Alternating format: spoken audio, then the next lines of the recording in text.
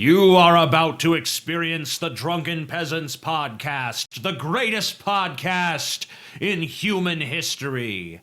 Please recognize that this podcast is designed to be amusing and entertaining, and thus we engage in satirical comments, exaggerations, and even dirty jokes. If you are offended by such things, please go away and die.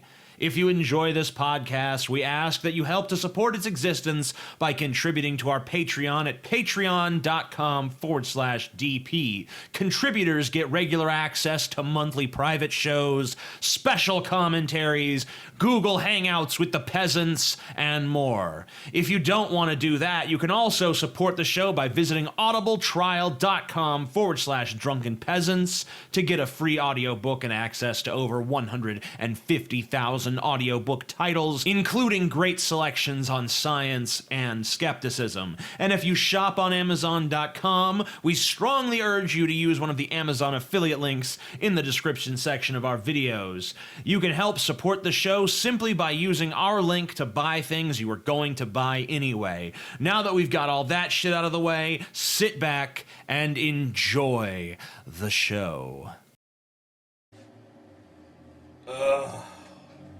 Why did I eat that much? Yeah, you ate a lot, huh, TJ? What? You ate a lot, didn't you? What the fuck are you doing? Nothing, man. Get the fuck away from me! The amazing day just after eating a bunch of tacos. Jesus Fat piece of shit. Christ. Fat piece of shit. God, Look how fat you are, TJ. Look how fat you are. You have fat feet, even.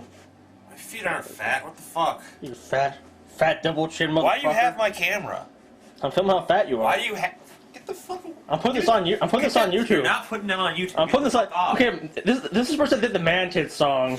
Doesn't want this on YouTube. Well, because it's against my will. I did the Mantid song on my own. Watch some Jiggle. Watch some. I guess that is hypocritical. Whatever. Fuck. That's right, TJ. I'm putting this on YouTube. Alright, go ahead.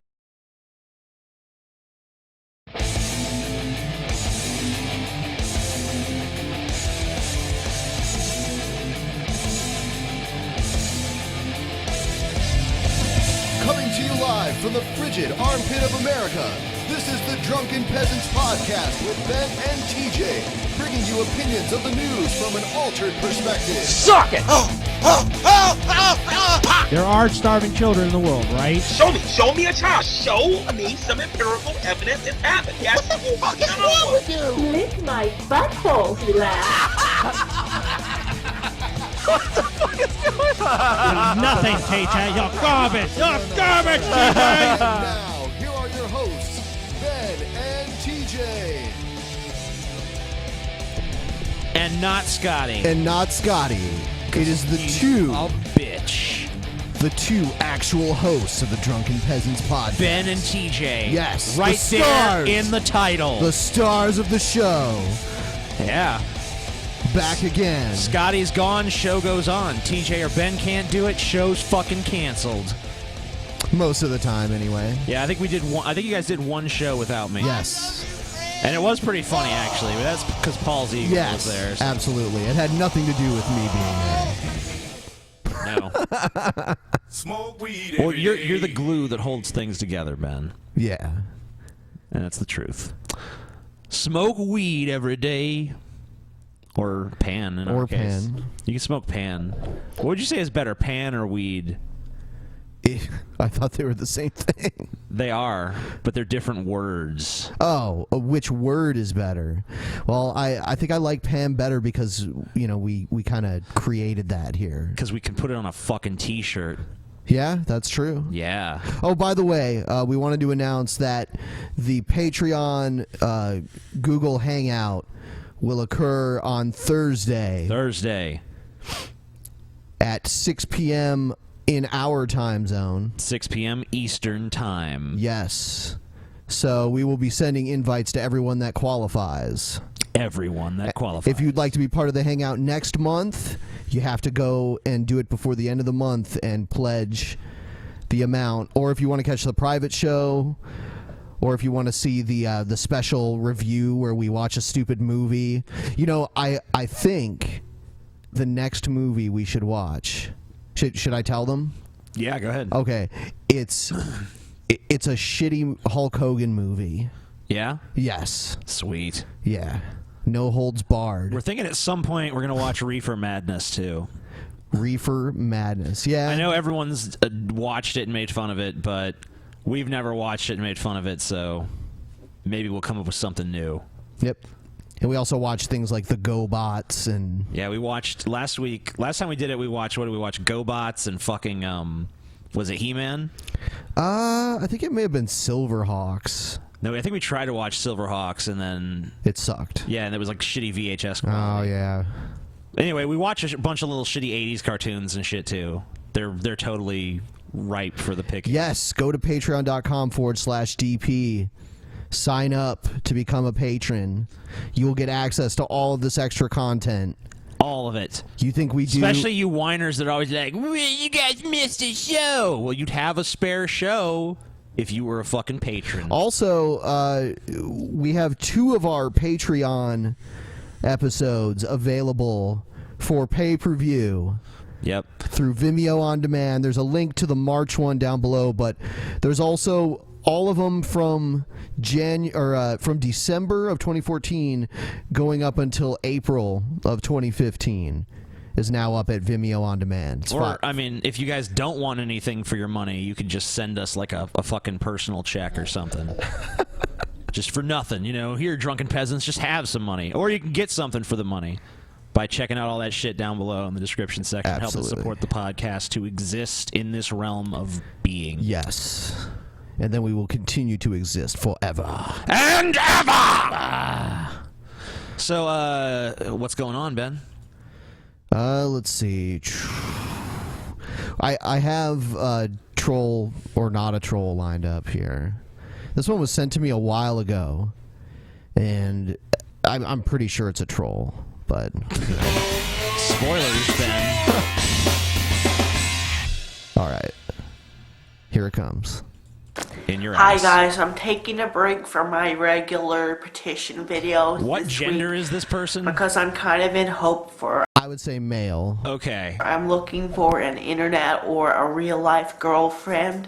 I recently then. broke up with my other girlfriend because some guy Because he on looks Facebook... like Susan Boyle, that woman who, you know, got famous for... She's ugly, but she can sing. Yep. The novelty of that. Oh, no. It's like, you know... I thought only attractive people could Right. sing. Right. It's like, you know... You're all fit and in good shape. You can sing great. You gain 100 pounds. You're like the worst singer ever. All that fat just gets in the way of the vocal somehow. cords, you know? Makes everything you say sound gurgly. Yeah. I want a cheeseburger. Yeah. So, this is Susan Boyle we're listening to. Susan Boyle wants a girlfriend. Troll or not a troll? So, do you have an idea? Even if he's not a troll, just look at him. He is a troll. So kind of convinced me he was a girl, and we've been sexting each other for about, I'd say about a good 4 months now. I've sent him pictures of my body and stuff, and then he just turned out yesterday and told me he was a hermaphrodite. I don't even know what that is. He just said I'm a male hermaphrodite or hermaphrodite. Troll. I don't know what that is, but I'm just going to assume it's something to do with... Troll.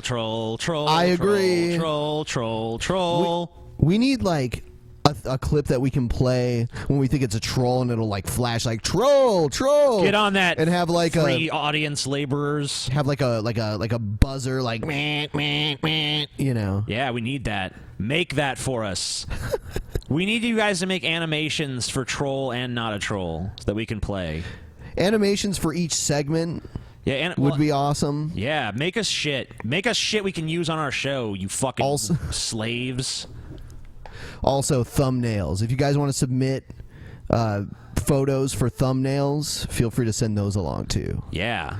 Work for us for free, pieces of shit. You gotta keep this audience in line, Ben. You know? I don't know. I think you're taking it to the extreme. No, you can't. You know, you fucking you say it nice, they don't listen. You know, you gotta threaten them a little. They love it. You know, we got a very masochistic audience. They like to be slapped around a little bit. I've noticed this. Are you projecting? Maybe I am, Ben. Hey guys, Josh Feuerstein here. Look, over the last couple of days, you've been hearing a lot about gun control. Why? Well, the liberal left has jumped all over the recent tragedy in Lafayette, Louisiana, where a deranged man walked in on mental pills. And why? Because we have mass shootings all the fucking time. I mean, if it was just like, oh, they're focusing on this latest shooting, it's like, no, they're focusing on the fact that we have shootings just constantly. These mass fucking shootings. It's like the newest fucking cultural trend in America is like, hey, let me just go to some random place and shoot a whole fuckload of people. Movie theater. It's like a fucking shooting gallery, you know? Yeah, you know, you fucking... all these people sitting down, staring forward. Yeah, yeah. I mean, it's a fucking pretty appetizing target if you're someone who just like, I just feel like shooting a bunch of people. Yeah, they're all just like sitting there right in front of you if you're standing up near the screen facing towards them. Yeah, you just walk, boom, you know? Yeah. But I mean, like, you know, you're sitting there, I mean, you know, now that there's been 2 theater shootings, I don't think anyone can sit in a theater without thinking, like, what if that happened, you know? Yeah, I mean, even if you know it's unlikely as fuck, you know, it's still going to occur to you. It still has that psychological impact on the person. Exactly. But I mean, why is he asking why? I mean, is it not even a legitimate discussion at this point? No, apparently not. I can understand having the position that we shouldn't do this. I understand. You know, I sympathize with a lot of the libertarian freedom arguments that are made on the guns issue from the people who are pro-gun, but is it really ridiculous to say that we need a fucking discussion at this point? Shot up a movie theater, and it is unfortunate. It's a travesty, a tragedy, and it is nothing else. But ever since then, you've heard the liberal left talking about gun control and how guns are... It was a murder, right? It was, what else was it? Look at his face, Ben.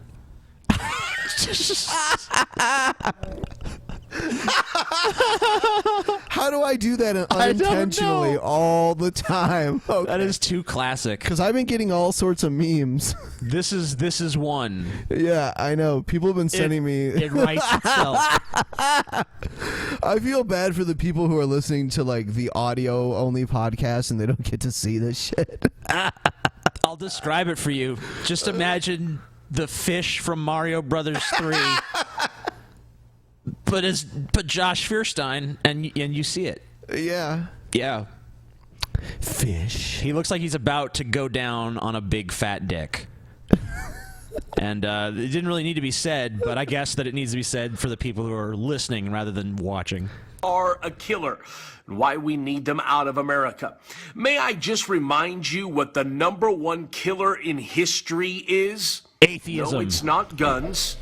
It's government. Oh, that's right, ladies and gentlemen. Close. Talk about Hitler. Talk about Mao. Talk about Stalin. Talk about Pol Pot. Talk about Amin. How about all of the other dictators? You know, in fact, it was actually Mao that said all political power comes from the end of a gun. Why is it that our government recently bought 1.6 billion bullets? Think about it, ladies and gentlemen. I mean, they buy... I'm pretty sure, like, heart disease and stuff like that would have still killed more people than governments, even factoring all that in. Yeah, I would have to agree. I think there's plenty of things that have killed more people than government. But, I mean, like, you know, your problem is there's qualitative differences between governments, you know? It's not like one government is the same as another, like the U.S. government and the North Korean government and the French government might as well just be carbon copies, one of the next.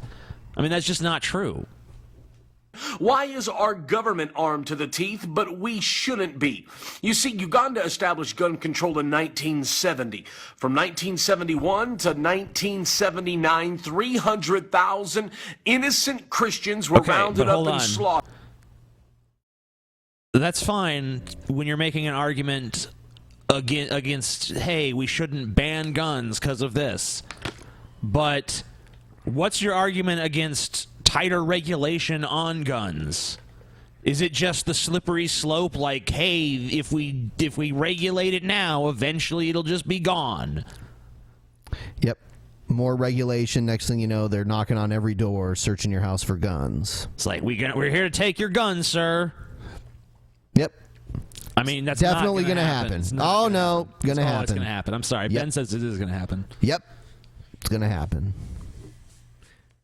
Why? Well, because they weren't able to defend themselves. Should we talk about Hitler? Should we talk about the Holocaust? You see, some people call a trigger a trigger. I like to call it a freedom switch. It's the one thing that... That was like one of the most cringy things even this fuck has ever said. Some people like to call a trigger a trigger. I like to call it a freedom switch. A freedom switch. So is it still a freedom switch when someone else is pulling a trigger and the gun is pointed at you? Yeah, I mean, like, is every bank robber expressing their freedom? Is every guy who runs into a gas station and holds up the clerk expressing their freedom with their freedom switch? I mean, it doesn't make sense for it to have some only positive connotation when clearly guns are used for, things that, I don't think many of us approve of. Guarantees that we remain civilians and not slaves. You see, our founders understood that. That's why they wrote the Second Amendment into the Constitution. It wasn't for duck hunting, as some would have you to believe. Look at what happens when a country or a nation actually does what the liberals are hoping to do and bans guns nationwide. Mexico? Well, I've lived there for 6 months, and I can attest that it has the highest crime rate. I would say 6 months is more like a long vacation than actually living somewhere. I don't know.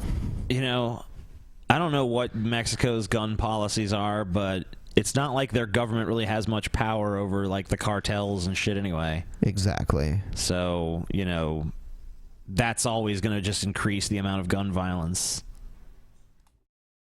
in the world. Why? Well, the government's corrupt, the police are corrupt, everybody's corrupt. Why? Because absolute power corrupts absolutely. What about Chicago? What about New Doesn't York? God have absolute power? Yeah, but he's incorruptible. Oh, so it's okay. Oh, yeah? Yes. Yeah, God's incorruptible. God can't be corrupted because he has absolute power, so there's nothing he needs. So, wait. Yeah. He needs you to believe in him. Yeah, he's a very needy fuck when it comes to that. Isn't that strange? It'd be like if you or I went outside and looked at a bunch of ants and were like, "Ants, worship me!" And, why would we give a shit about the ants' feelings towards us? They're so inferior that it's like beneath our notice. Wouldn't God view us the same way? Kind of an aside, but whatever. Places that have come down hard on guns. Well, they've created gun-free zones, and yet they're the most dangerous cities in the entire world. If outlawing something worked, why don't we just outlaw... So, it's more dangerous than, like, Detroit. Didn't, like, Johannesburg, South Africa, or something like that. But didn't these cities adopt these anti-gun policies because of their high crime rates? I mean, it kind of just shows that, banning guns from the city isn't really going to lower crime, but I don't think anyone's tracked it to an uptick in crime. There's gonna be worse crime now. I'm pretty sure New York has a gun ban. Does it? Yeah. Yeah, you have to get a very special exception to carry a gun if you're not, like, law enforcement. Yeah, I don't know what the crime rate is like in New York now. I know it's not as high as it used to be, though. Yeah, I mean, it's going to be high relative to a lot of cities because of the population, but,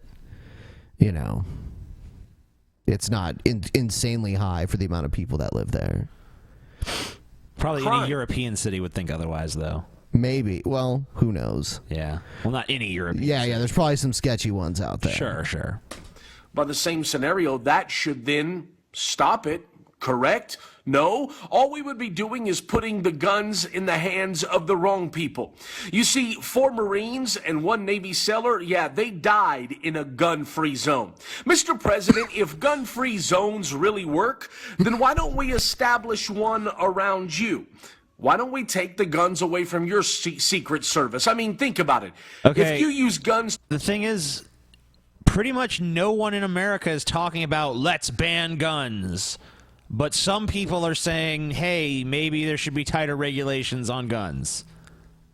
And I mean, like, I know that's not going to stop all crime or anything like that, but I still think that, there are some measures that could be taken that would be a good idea that would mitigate some negative outcomes that, without deterring or fucking stepping on your precious fucking freedoms, and you can still have your guns and shoot them and fucking play cowboys and we fucking I got fucking shot it, I'm badass. You can do that all you want, and you can still have that, and you can stockpile your fucking arms and wait for the day that the government comes so you can fight them off in a valiant effort and save the country and preserve democracy and start your new fucking continent and shit.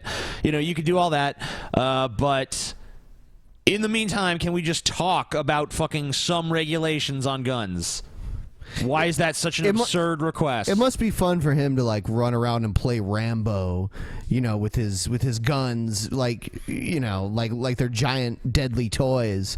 But as cool as he thinks it would be to have a revolution against the government, he would change his tune pretty quickly once people actually started shooting at him. Probably so. Yeah. He wouldn't be on the front line I am fighting for freedom. Fuck no. No fucking way. He'd be in the back crying, "Onwards, Christian soldiers!" Yeah. To protect your family, shouldn't we be able to as well? You see, Britain, they took guns away, and it tripled violent crime. No. Yes, while they may not have been as many gun crimes, knife stabbings went up by the tens of thousands. That's stupid. You're so dumb. I hate you so much. Just shut up. You're... Now, in the wake of this certain scenario in Lafayette, Louisiana, this tragedy, everybody's blaming guns and blaming gun owners. No. Yet, isn't it funny that after 9/11... No, that's not even accurate. There's plenty of people blaming all kinds of shit. Plenty of people blame mental illness. Plenty of people blame lack of gun control. Some people blame that there's guns in the first place.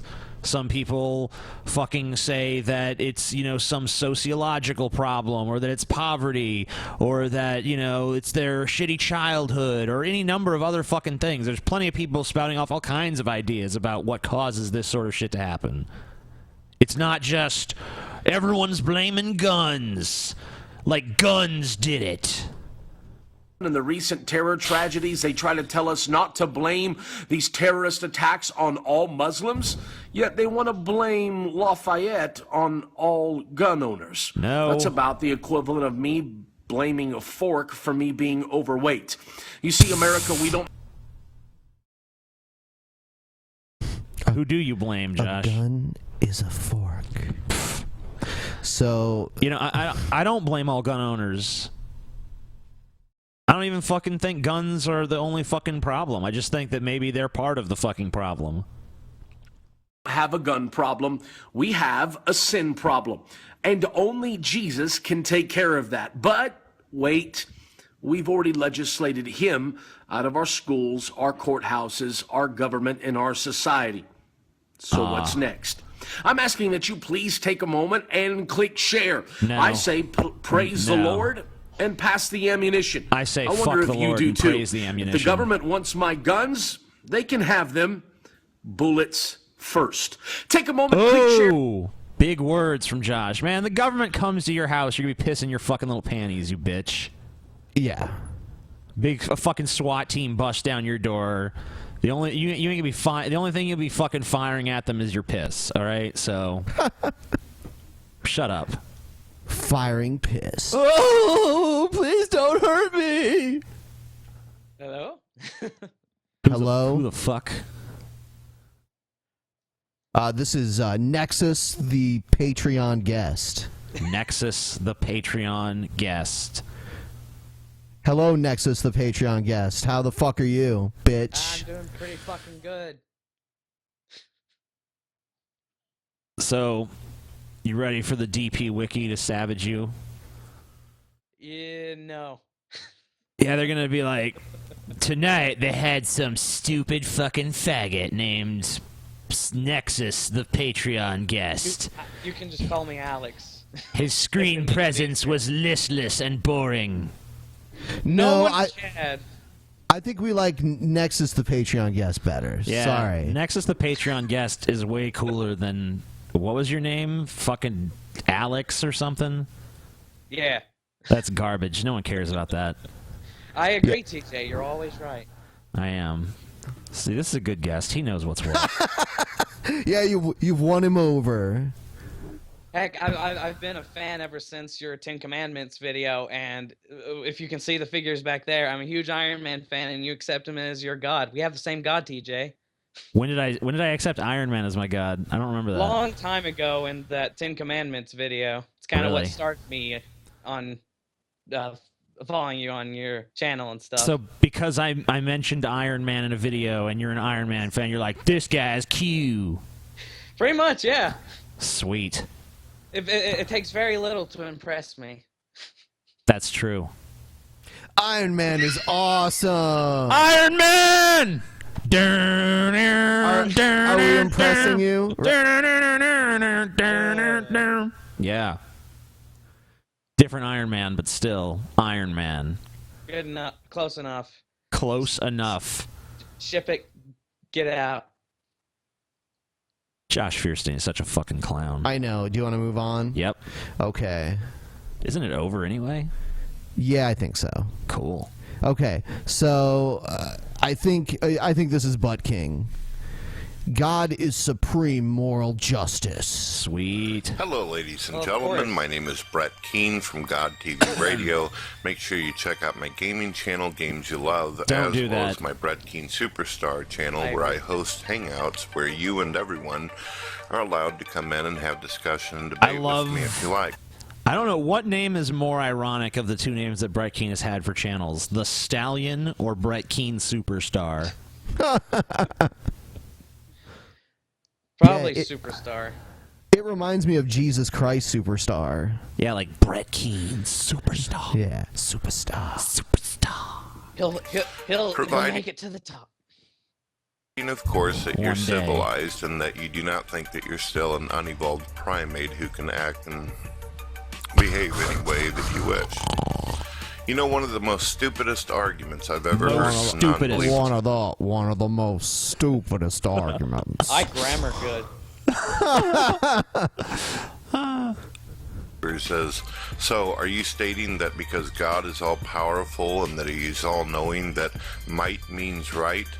Of course it does. And even the atheist deep down inside feels that way. Yeah. Or either he just doesn't pay attention to That's his why own Hitler words was right, whenever he you know? speaks. Ask any atheist out there that you know. Should a woman have the right to be able to kill her own baby if the baby is dependent on her? Okay. That's kind of... I got nothing to say. That's too dumb for me. She can kill it. I don't care. If the baby is inside her body, the atheist will say it's her body, it's her right to choice to kill the life inside of her if it wants to. Yeah. Well, God... Get over with. The life inside of her if it wants to? What is it? The woman? No, it's an alien xenomorph like we all get one day, and if we choose to let live, it'll just be a monster killing everything. I like that. Get on that. If I had the effort. Created the entire universe. He created you, me, everyone that you know. Since it's his body of work, shouldn't he be allowed to destroy and kill whatever he likes and still remain good? No one says that a abortionist or a woman who commits abortion is... I can understand how he'd be good from his own perspective because, you know, like I said earlier about the ants, like I don't feel bad if I fucking, you know, have to spray an anthill and kill the whole fucking colony. You know, I figure, you know, there's plenty more fucking ants where those came from. Who gives a shit? So I can understand, like, from God's perspective, why, you know, killing a bunch of people is no big deal. But, you know, when we're looking at it from the human perspective, some fucking all-powerful entity that can just come around and destroy you at will, you know, my perception of that is not, hey, this is some benevolent force that cares about me. Evil because of what she... Yeah. Good contribution. Yes, I make the witty comments that your fans deserve. Yeah. I'm on the YouTube quality of the guy with maybe 1 or 2 views on a video if he's lucky. Yeah. Yeah. Yeah. They simply state that it's her body and she can do with it as she wants, and that's good in the eyes of atheists. That's her body. If you were to ask the question, is it okay for homosexuals to stick each other's genitals into each other's anus? I like how he says it. He's like, to stick each other's genitals into each other's anus. It's like, I don't know. What a weird way of just describing it. Jesus don't approve of the butt sex. Actually, he looks like he does there. Yeah, why didn't when he you just think say? about it, if Mary's a virgin, obviously God had to do it up through the butthole. It's obvious. This is clear to everyone. No, you're wrong, sir. You're wrong. Is that okay? They'll say, well, that's their body. If that's what they want to do with, then they should have that right. Might is right. So therefore, they've approved laws stating that homosexuals can get married, homosexuals can do whatever they like. What does that have to do with might is right? Yeah, the homosexuals are so mighty that we have to fucking, like, give into their desires and shit. Isn't that why he gives into God's desires? So if God wanted to fuck Brett Keane in the ass, he would have to say yes, right? Yes. Yes. Because God can do things that God wouldn't allow humans to do. So. Yeah, like God can kill, even though he says we can't. So obviously God can be gay. God is the ultimate leader. What he says goes. Unless he has to ask you, TJ. I mean, he has to go through you before he does anything, obviously. Yeah, of course. You make him very true. Bitch. God is just as long as they're consenting adults. Well, God is the consenting creator of the universe.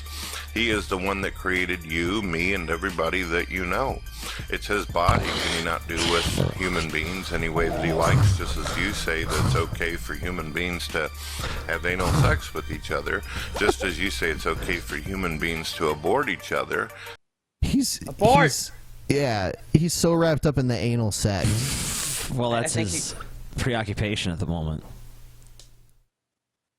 Then it must be okay. It must be morally good because you're the one that votes for these laws and these things to be passed. Or is your opinion nothing more than subjective?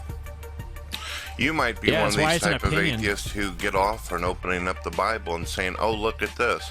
Look at this. God ordained war. God condoned and allowed this war. Yeah. But wait a minute. In our modern times, you as well as many other human beings stand by and you allow sons and daughters to be sent off to war. What the fuck am I going to do to stop it? If my country wants to go to war, I mean, I could, like...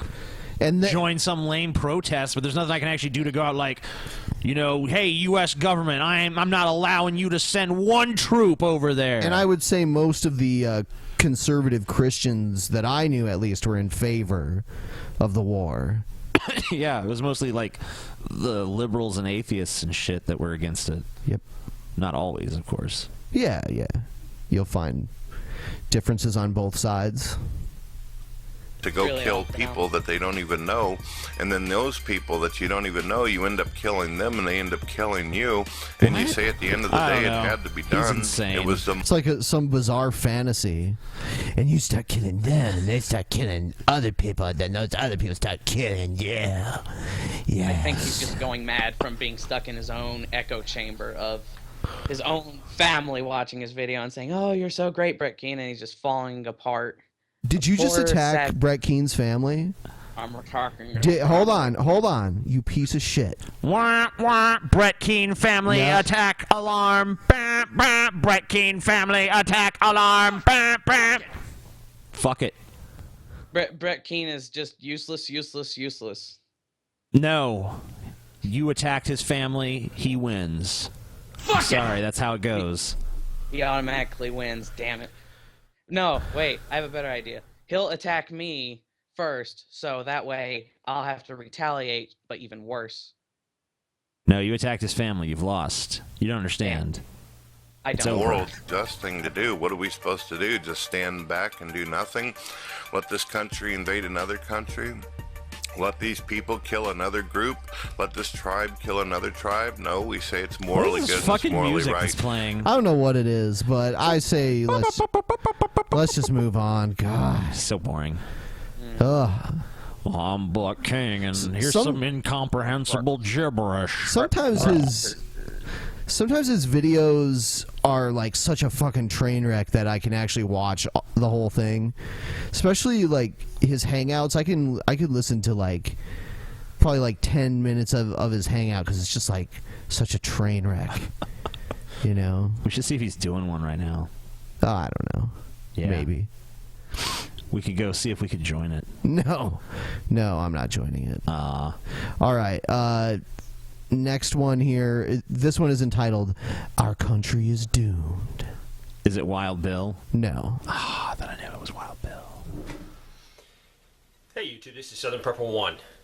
I have fought. Southern Prepper 1. He's got some pan in the background too. All right, Southern people, let's get ready. Teamwork. Yeah. Southern Prepper 1. Southern Prepper 1.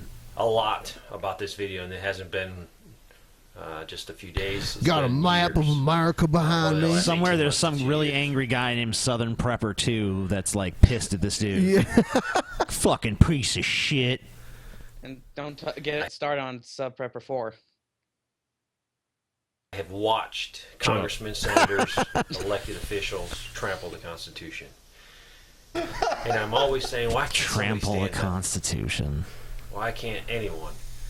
I have given up with our political system as it is today.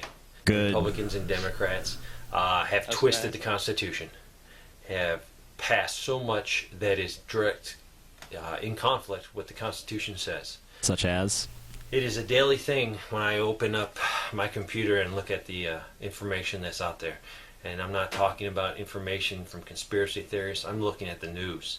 What and news? The bills that they are trying to World Net Daily. There's a lot of different places that claim to be the news. Yeah, I mean, you know. The Onion told them so, TJ. It's the Onion. It doesn't lie. You ever seen that subreddit, Not the Onion? It's basically stories that seem so ridiculous they could be in the Onion, but they're actual news stories. Yeah, those do occur. Yeah, they're pretty funny. Yeah. Pass. You might say, well, yeah, they wrote that bill, but they didn't pass it. But guess what? All those senators and congressmen went along with it, and it is an unconstitutional what bill? Law. Why are they even debating something? What? So at this point, I am making a public statement, a public position. As a retired non-commissioned officer of the United States Army, I have a duty. I have a responsibility to be public. Don't steal my just shit. Hide and be here on my property and say, somebody else is going to do it. But where are our leaders that are going to stand up? And the Republicans this is so and vague. Democrats have pushed legislation through. He has the no. Patriot Act. Where's the specific claims? He's just like, oh, some vague bad shit is happening, and trying to push through some legislation. You know, it's time for us to stand up. It's time for us to tell these politicians up there in Washington, we ain't gonna take it no more. Because, you know, their work is shit. For long enough, they've oppressed us with their unconstitutional things they've done, such as things that have happened that they've done that are unconstitutional, guys. Such as unconstitutional stuff and things. Oh, so unconstitutional. Rights, the surveillance bills that they have that are definitely illegal. Yeah. NAFTA, GATT, that definitely does not put American workers first, and is evidenced by our economy. The open border, the war on terror, and the threats that the United States government says is constantly. What's he talking about? I went to Europe and I fucking experienced open borders between countries, and it was fucking awesome. We do not have those. Our borders, like the only experiences I've had with leaving the country and re-entering it.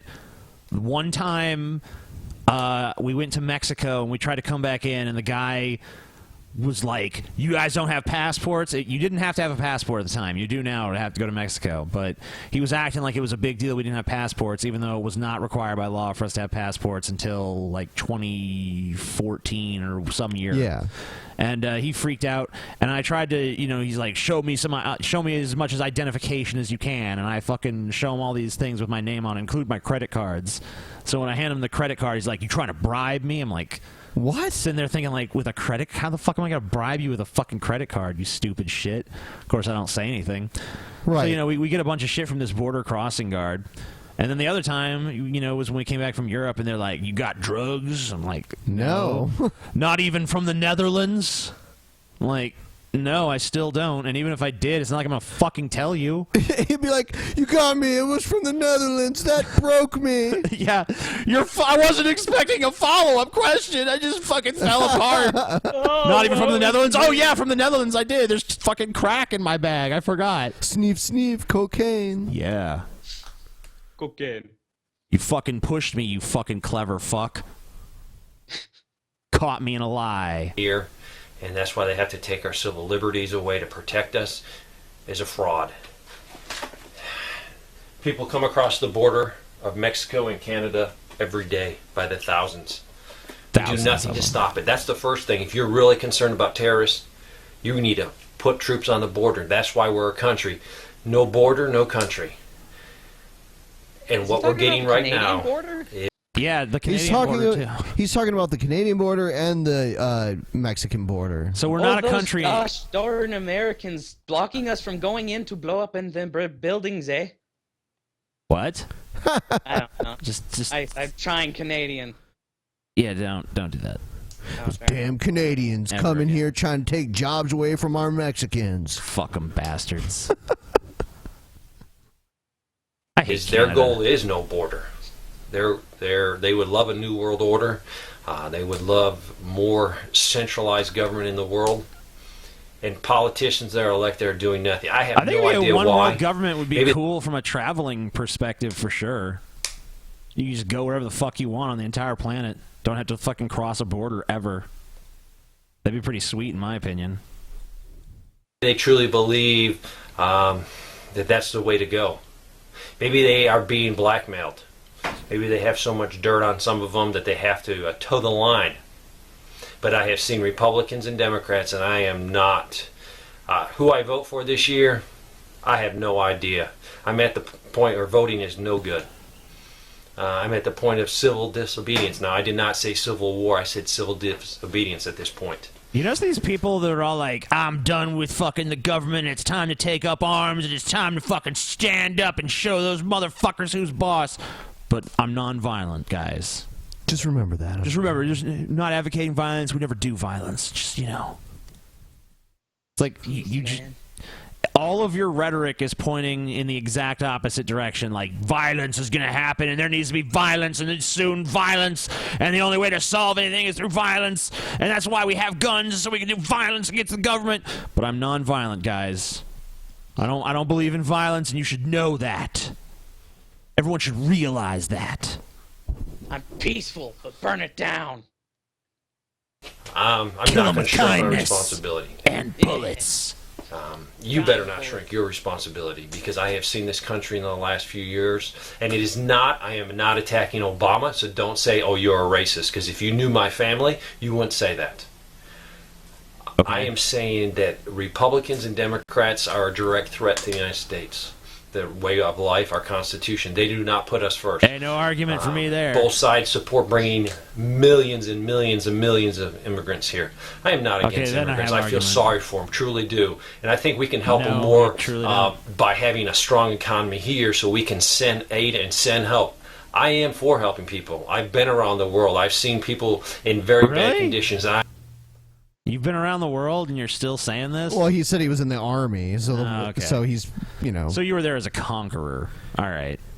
Yeah, or, well, you know, there are military bases in nations that we have I would still classify that as a conqueror. You think so? It's usually nations that we kicked their ass once. Right. Some of them a very long time ago. Sure. Yes, but one simple desire in this world is to succeed and conquer, and he'll use any means to obtain it. Except violence. I know we as a country can help them more. I'm not saying give them. I'm saying, hey, teach them how to fish.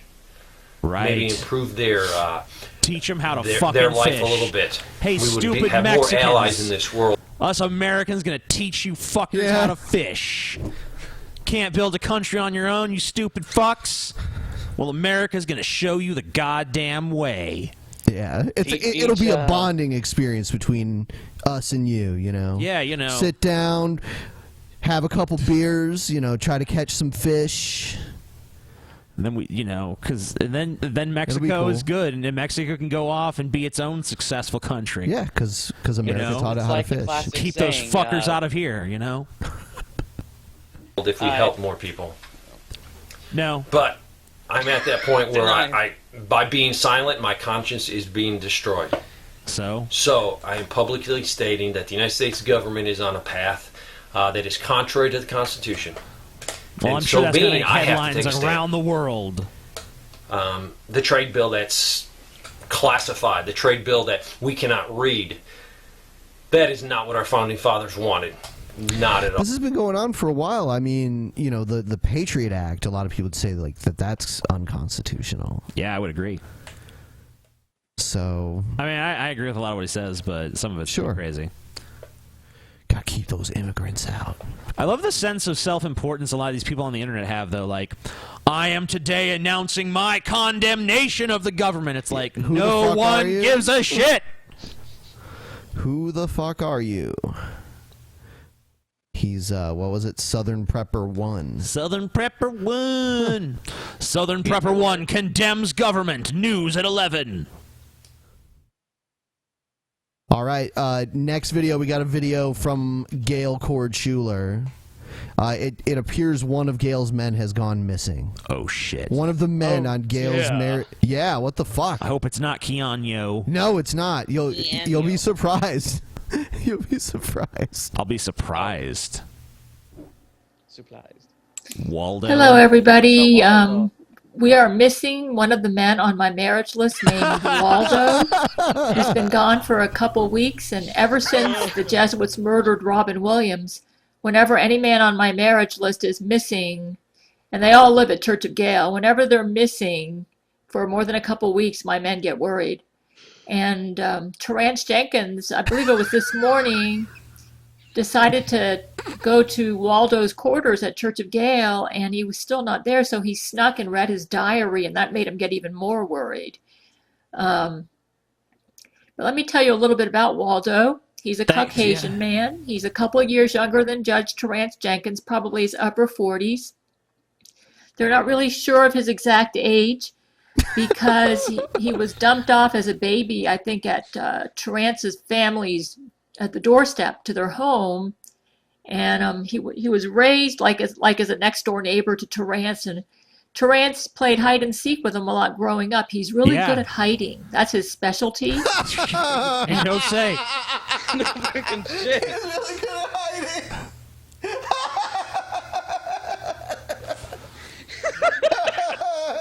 And hold on, for those listening to this, there's literally a picture of Waldo from the Where's Waldo books on the screen as she's speaking. He's really good at hiding. He's really good at hiding. Can't even see him. He really blends into a crowd. You wouldn't think so with that loud shirt, but it looks like a cartoon with him wearing glasses and carrying a mug, and he's got brown hair and a cap. And Terrence says they can't find a picture of him because he doesn't like pictures taken of himself. He's really good at blending in and hiding, and even the Jesuits can't find him. Even when he's hiding in plain sight, they can't find him. And our scanners and the Jesuit scanners can't find him ever, and they don't know why. This is his specialty. It's like he's a magician spy type of guy. Like he can just weasel in air. They can never find him. That's like his occupation. Yeah. But he looks just like this picture, except sometimes without all the gear. But he always has glasses, cap, and a shirt. Yeah. And even the Jesuits made training materials. You see the picture of the beach with all the people on the beach? This is some of the training materials the Jesuits made to help their Oh my God. This is Jesuit. This is Jesuit material, guys. Can you find him? Where is Waldo? Where the fuck is he? Agents find him in crowds, and they actually made books of where they discovered he was. And Zach Knight gets really frustrated because he will look at this picture and he can't find Waldo in the picture either. So he just gives up and goes back to reading his Playboy magazines.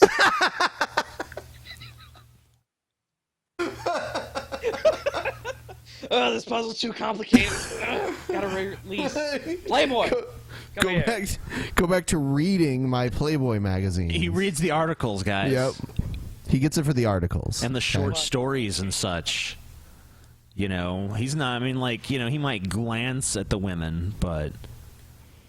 Yeah, I love that he reads Playboy. Like, he runs the Jesuits and can impregnate women just by looking at them and all this other stuff. Yeah.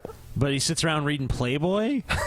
Exactly. He's getting all of those women pregnant so he can continue to breed his Jesuit death army. It's all a part of his plan. Gail has foreseen it all. Right, but he still And looks so at Playboy, though, I guess. The Jesuit agents practice finding him in the crowds using these books. We do know that the Jesuits are looking for him and they have orders to kill him because they think he's determined to marry me, and that's why he's been missing for a couple weeks. So after Robin Williams, Church of Gail does regular check-ins on the men. Okay, I think I'll just go ahead and do the rest of this on where you can see me. Okay, thanks, Gail. I'm going to read you a letter that Waldo... This is what Terrence Jenkins found in his diary, and Terrence doesn't know when he wrote this, but this was the last entry in his diary. My most beloved Gail, I am a humble man, quite ordinary. I know there are many men out there that look like me, dress like me, all attempt... There's a lot of men dressed like Waldo? Yes. What are you talking about? The red and white striped shirt is like the hot new thing, Ben. It is. You know, you can't even walk out into a crowd without seeing at least, 5 or 6 people per, 50. Everyone looks like that human candy canes, basically. I'm going to go straight to Amazon through the Drunken Peasants link and get myself a Waldo costume. Well, thank you. Good shilling there, Good job, Nexus. man. Good shilling there. I gotta support somehow. If I can't be funny, might as well shill myself the fuck out. Yeah. Yeah. Nexus the Patreon guest. Don't shill yourself out, though. Shill us out. Nexus the Patreon guest. Yeah. I already like you better than Jim Ass, though. Oh, I feel touched. That fucker Jim Ass, man. Has to buy his way on our show. Yep. Oh. He's doing it again. He's a drunk. He's yeah. just... Yeah. Did you hear about that, Ben?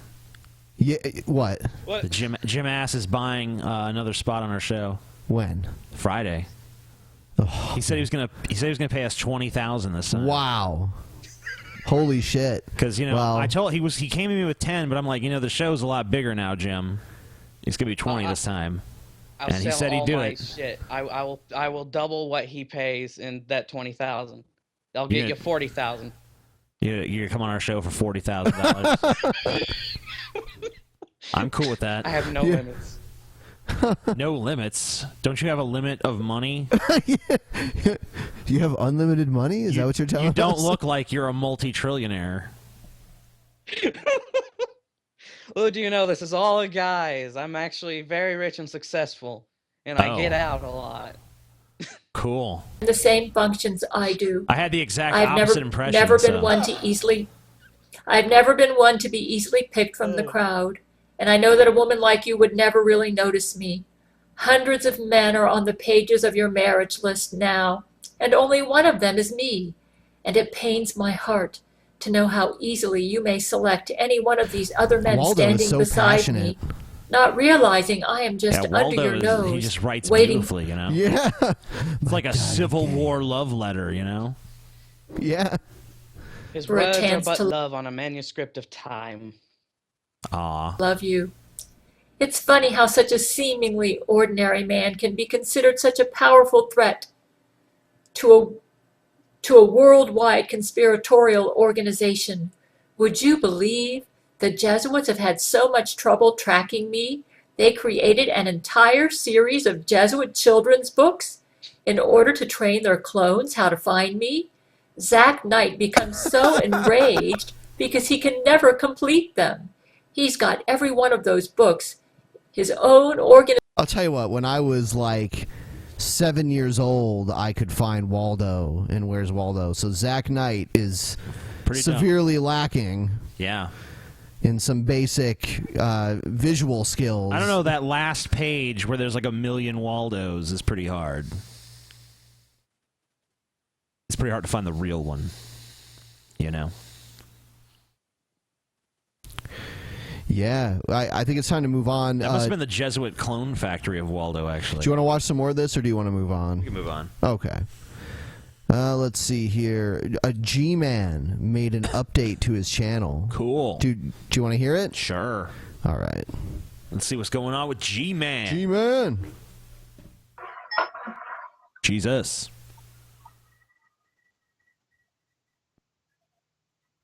Riveting already. Wow. Hello, everyone. Oh, hey. This is going to make this short video to let everyone know what I've been up to while I've been on this break here from YouTube. It's a lot to be said, but unfortunately, I'm not going to be able to say it all in this Yeah, brief. it's unfortunate. Well, considering I won't be doing this again for a while in this brief video. First and foremost, I want to let you guys know I have been reading the comments when I've had the time, and I've been paying attention to what's been going on Google Plus when I've had the time. It's getting harder to find time to watch YouTube videos because of my work. Time, guys. When I have time, my busy schedule, when I find the time, I do things with my time. I know I used to make like 20 videos a day, but now my time is just full up with things that I'm doing, my projects in various stages of development at this time. How long can G-Man move within the stop time? Schedule and other things that's going on in my life right now. But just to give you guys a brief update what's going on with me. Before I get to the update, let me dispel some of the rumors that's going around on YouTube. Vicious rumors going on about our buddy G-Man. I'm homeless, and I'm struggling to find somewhere to live. That's utter nonsense. If anyone's spreading that kind of He's not homeless, he's just houseless. stuff, guys, don't listen to that. I'm not homeless. I'm not looking for an apartment or nothing like that right now. I just have a very busy schedule right now. Since I stopped making YouTube videos, for example, I've been able to focus more on work, family, trying to find a church, and I don't know if G-Man will be satisfied with any church that's not led by him, though, you know?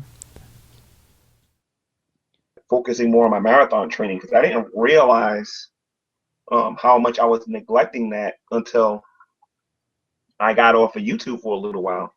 Like, I tried to run a certain distance that would normally be very easy for me, and I found it to be very difficult. It's also called aging. G-Man has been running marathons, dude. You know, what do you think of that shit, Ben? I'm pretty sure he gets his energy from cocaine, because I don't know if you guys remember, but a long time ago, you were reviewing one of his videos, and all on the bottom of his arms, he had like this white powder on it.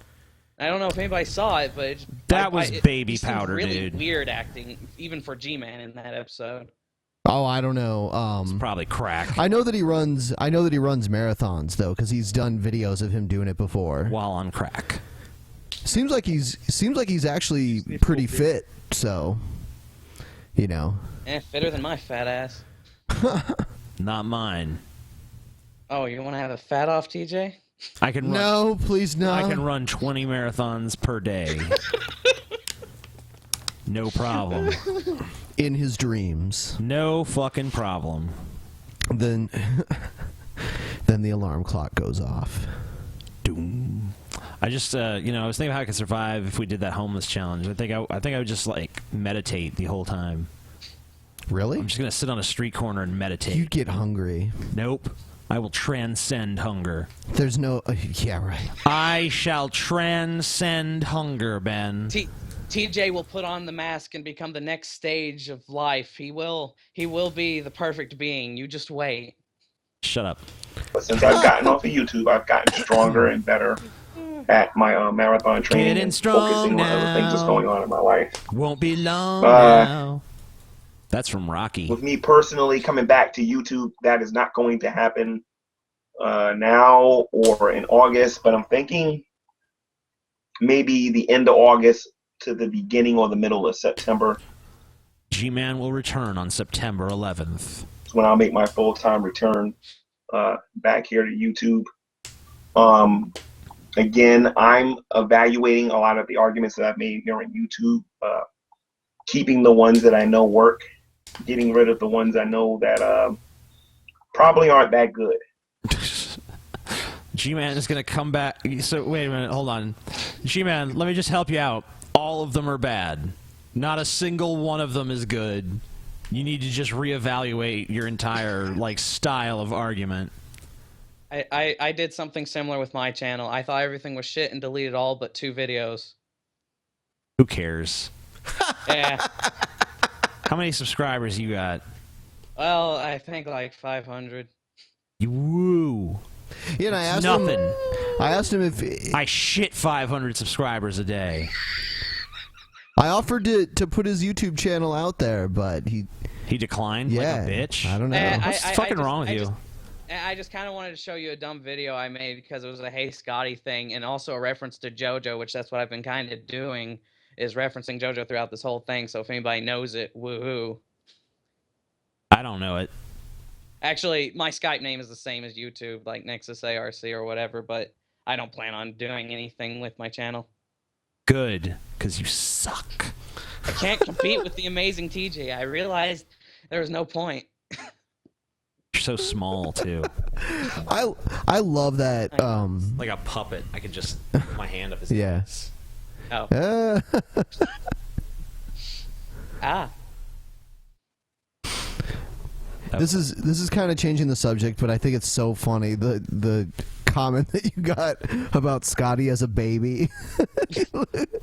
Yeah. I actually got he was a faggot even then.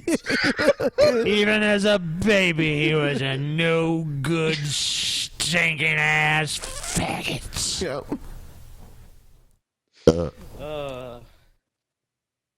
True fact about that photo, too. There's a bottle in the background. And that's a bottle that I used when my mom brought Scotty home from the hospital the very first day. I asked her, Mom, can I feed the baby? And she's like, sure. And she hands me Scotty, and she hands me the bottle, and I take the bottle, and I bonk his fucking head with it. And he starts screaming. And that was like our first ever interaction. So. precious memories. Yep. And it's pretty much maintained that same tone. You know, in preparing to start making some different videos on my channel. All right, this is boring. What's next? Next one, let's see. Gays, bisexuals, lesbians, and transgenders are not systematically kept from capping. They aren't kept from getting... I like the way it begins.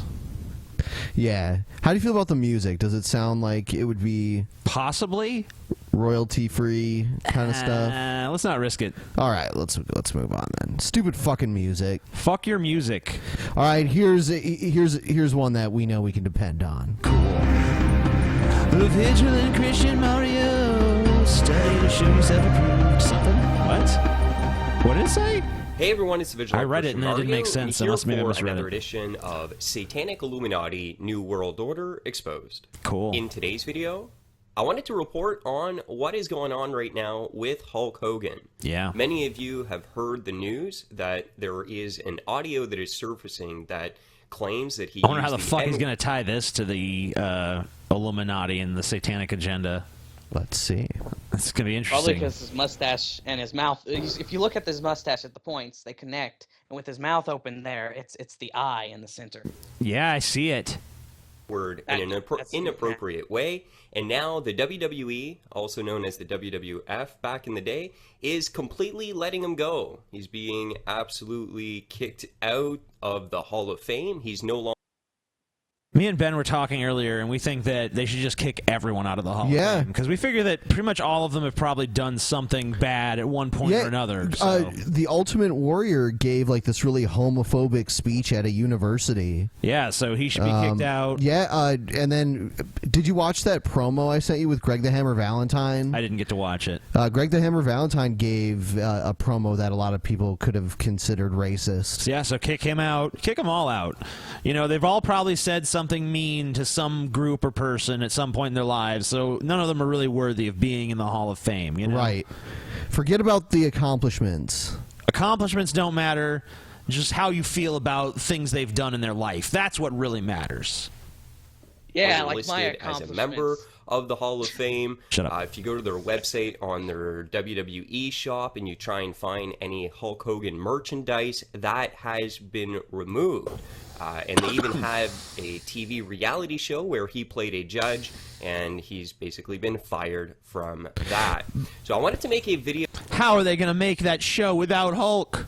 There's a point that he makes here coming up that sounds very familiar, that we've heard someone else say not too long ago. Cool. So I'll here point it today out when we get to specifically it. because this is something I was just talking about yesterday in my video. White People, MTV, Satanic, Illuminati, Race War, Documentary Exposed. In this video, I highlighted the fact that right now, one of the agendas of the elite is to create a race war. And what we are seeing... There it is. There it is. The race war. Yeah, the race war. So, I guess he who will not be named and this guy, Vigilant Christian, would get along pretty well. Yes. They can sit there and plan for the race war together. Race war's coming, guys. Gosh, let's just do the race war's coming. Gosh, Young Turks are trying to start it. Yeah, they sure are. That fucking Jank Uger always trying to start those race wars. Lovable scamp. With Hulk Hogan, and even the reaction to this news story is how effective this race war really is. I mean, I'm not going to justify what Hulk Hogan said in no way, shape, or form. I mean, he's been caught in basically adultery, he's been blackmailed, all sorts of stuff. I mean, it's not really cool what's happened to him, but I mean, you reap what you sow. He's got himself into some horrible situations, and I mean, he shouldn't be saying those things, but either way, it was a recorded private conversation. The guy was being blackmailed. How many people make racist comments in their homes? And now those private conversations are going to be taken out to the public, and what is said in the person. Sorry, I kind of agree with you up to a point about the private conversation thing. Right. I mean, but this tape is currently in court because it was released without his consent. Sure. And he might have a case there. I don't know. I'm not a fucking lawyer, but I can sympathize with that. The idea of, you know, he didn't intend this for public release and all that shit. But, you know, this idea that, oh, well, you know, we're all racist in private. It's like, you know, some people are, sure, but not really everyone, and it doesn't really excuse what he said. You know, the fact that we shouldn't have heard it and we're not supposed to hear it, it doesn't change the fact that we did hear it and we're going to have a reaction to it. Yeah. And, you know, I agree with WWE firing Hulk Hogan. I don't agree with them scrubbing him from history and discontinuing all the merchandise and all that stuff. Stop giving him a cut, you know? Right, you know, maybe continue the merchandise too. I don't know. But, you know, don't try to erase him from fucking history. Like, he didn't happen. There's no need to take him out of the Hall of Fame or any of that shit. You know, it's like I said in my video, it's impossible to even tell the story of WWE without telling the story of Hulk Hogan. He's just too entwined with the company's history. Too many iconic moments, an entire iconic era centered around Hulk Hogan. He was champion for like 5 years in a row. Yeah, and his popularity has, you know, historically been massive. Even now, as an old fuck, I mean, he's old. He can't do shit. I guarantee you, you send Hulk Hogan out there now into the crowd. You know, some people will boo, but he's going to get mostly cheers. I saw a huge crowd of people waiting to meet Hulk Hogan when I went to the Arnold Sports Festival. He's iconic. I mean, it goes beyond just people who know about wrestling. I mean, he's iconic beyond that. So it's just, you know, I mean, that's why this was such a big story to begin with. But I would not be surprised if WWE hires him back in a few years when this shit. We'll see. I mean, He'll get a spot on some reality television where they'll fix him, and then he'll be right back. And yeah, he'll go through like rehab and sensitivity. I don't know. I think reality TV is part of what fucked up his life. Yeah, it definitely is. Yeah. That Hogan Knows Best show really fucked his shit up a lot. Privacy of their own home where they didn't even think that they were being recorded. Now that is... He was not in the privacy of his own home. No, he was in his friend's home fucking his friend's wife. Right, where he was being secretly recorded, I think, by his friend who was maybe trying to catch his wife, or maybe I think his was friend. like a sex thing where it's like fuck my wife or something. Yeah, I think that's what it was. I think he knew that he was banging his Because I wife. haven't heard one way or the other on that, but yeah, I assume it's one of those two scenarios. Ben seems to think it's the latter, so I'm going to assume he's probably right. That's what I think. I could be wrong, but super, super important to the point that the WWE is now going to kick him out. This is a form of persecution that we need to be on guard again. Did you say this is a form of persecution? I mean, it's not. It's really not. People have been fired from regular jobs for saying racist shit on Facebook. It's not persecution. It's just, a company doesn't really want to be associated with that sort of image. It's what they want. They want us to fight each other this way, to get behind the media right now in the WWE and just, yeah, all right, Hulk Hogan, you racist, blah, blah, blah, blah, and all that. They did it with the Pat Robertson story with the Duck Dynasty, again, turning the media against him in the public, and, oh, you're saying this. Look, I mean, when these quotes come out, plenty of people take these celebrity sides. There's plenty of people take Phil Johnson's side. There's plenty of people take Hulk Hogan's side. People have, the media reports on these things, and maybe they try to influence us one way or the other. But, there's right-wing media, and there's left-wing media, and there's media tailored to 1,001 different fucking points of view. Each one's going to have their own fucking slant, and people kind of choose their slant. I mean, that's why certain people choose to listen to your dumbass, even though you don't even know what the fuck you're talking about.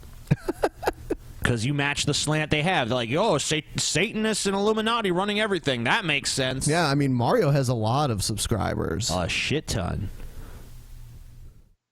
And it's always going to be that case. It's psychological warfare on the public in order to sway them a certain way, whatever way the elite want. And in this case, it has to do with instigating racism, as I highlighted yesterday. I mean, MTV is a mind control tool of the elite, and they're going as far as creating this documentary on quote-unquote white privilege in order to just continue to add fuel to the fire. I mean, there's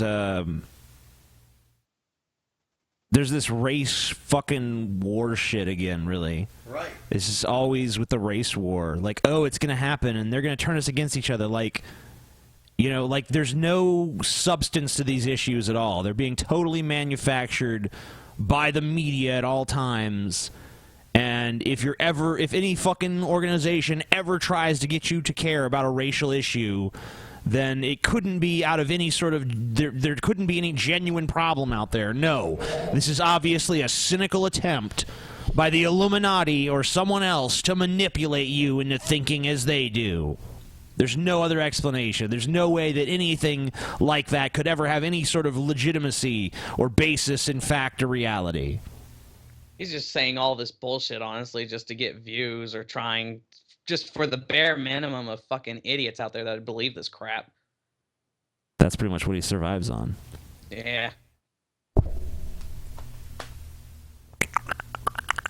It's fucking... Yep.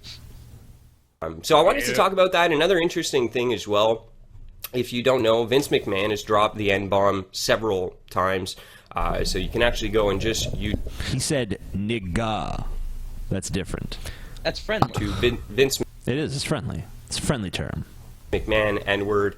And there's a couple occasions here where he actually drops it. And he's still the owner of the WWE, and there's no repercussions. But the greatest wrestler of all time, Hulk Hogan, in the privacy of his own home, gets blackmailed But also, Vince McMahon was saying it as the character of Vince McMahon. True. Like, in the context of the show where all sorts of crazy, ridiculous stuff happens. Like, The Undertaker tries to hang people and crucify people, and Stone Cold gets a gun pulled on him. You know what? Fucking RoboCop today shows up. Yeah, that was a WCW thing. Yeah, today I watched an old SummerSlam, and it was The Undertaker versus The Undertaker. Oh, that's one of the worst matches. Yeah. That's a terrible match. I think it may have been Kane, but I'm not sure. No, it's not Kane. It was some other wrestler that's a total jobber. Oh, was it? Yep, total jobber. The fake Undertaker. Yeah, and they actually made it like a main event, and it's like, why would you give a main event to The Undertaker plus some jobber that's impersonating him? Doesn't even make sense. But, yeah, it was a terrible match. This audio gets released, and now he's fired. Gone. No longer the greatest wrestler. And this is the greatest wrestler of all time. I mean, no. No. I mean, maybe most popular or iconic. I would agree with that. But best? Not even the most charismatic. I would say not the best. No. I mean, I guess I could understand someone making an argument for it. I found this website where people downvote lists, like everything on the list. Yeah, I've seen that. And I found one with all the wrestlers on it. The last time I went, Macho Man was actually number 1. That's cool. Which I agree with. That's cool. I would say Macho Man's better than Hogan. Right. Especially in terms of like in-ring talent. I think Undertaker was like 3rd or 4th or something like that. Yeah, pretty good. He usually gets a pretty good showing in that kind of shit. Because of all the Undertaker fanboys like me. You know, I could tell. I've seen a lot of things about this like coverage of the Undertaker versus Brock Lesnar, where it's like Undertaker's so past his prime, he can't deliver, and all this shit, and you know why would they make that match and all this, but you know, and Scotty and Ben, when we saw the pay-per-view, were like, oh, so Brock Lesnar no-sells a punch from everyone else, but then the old-ass Undertaker comes out and Brock acts like that can phase him. It's like, you know, I don't even care if the Undertaker is 70 years old, confined to a wheelchair. That's so lame. And he comes out there and hits Brock Lesnar with a stick. I still think that it's credible to me just because of the Undertaker. It's so lame. No. All right. It's just like you can believe Ric Flair is the Intercontinental Champion at like 60-something. Yeah. He's left the greatest legacy. So this is Brock quite Lesnar. a massive, massive move for the WWE to cut ties with Hulk Hogan, the Hulkster, the Hulkamania. I mean, this is wrestling. This guy is wrestling. When you think of wrestling, you think of him, the Ultimate Warrior, and a couple others. I mean, he's really, really the face of the WWF, now the WWE. And he was the face of it in the 80s. And then like early 90s, and then he went to WCW, and he was like the face of WCW for like another 10 years. Yeah. But he hasn't been he's not been the face for a while. And now with the Illuminati race war in full effect in our society, these type of things can and do occur. So just to recap, Hulk Hogan being fired from a private company is indicative of the coming race war in America. Grab your guns, everybody. It's about to begin. But no violence, everybody. And we're going to be seeing more of this type of stuff. But I do want to specify again, I noticed in the comment section, they are getting really effective at brainwashing even the people that are watching these videos, because I see the racist reactions even in the comment section. I'm not saying this to justify what Hulk Hogan said.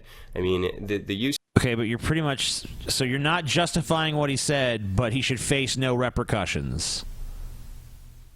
I don't get it. Should just pretend it never happened. Just put it on the rug. It'll be gone forever. No one will notice. I mean, they basically have given him the same punishment that they gave Chris Benoit, who was a murderer. Yeah, he murdered his family himself, so... That's a little more severe than saying a somewhat racist thing. of the word is inappropriate, and I'm not saying that that's a good thing.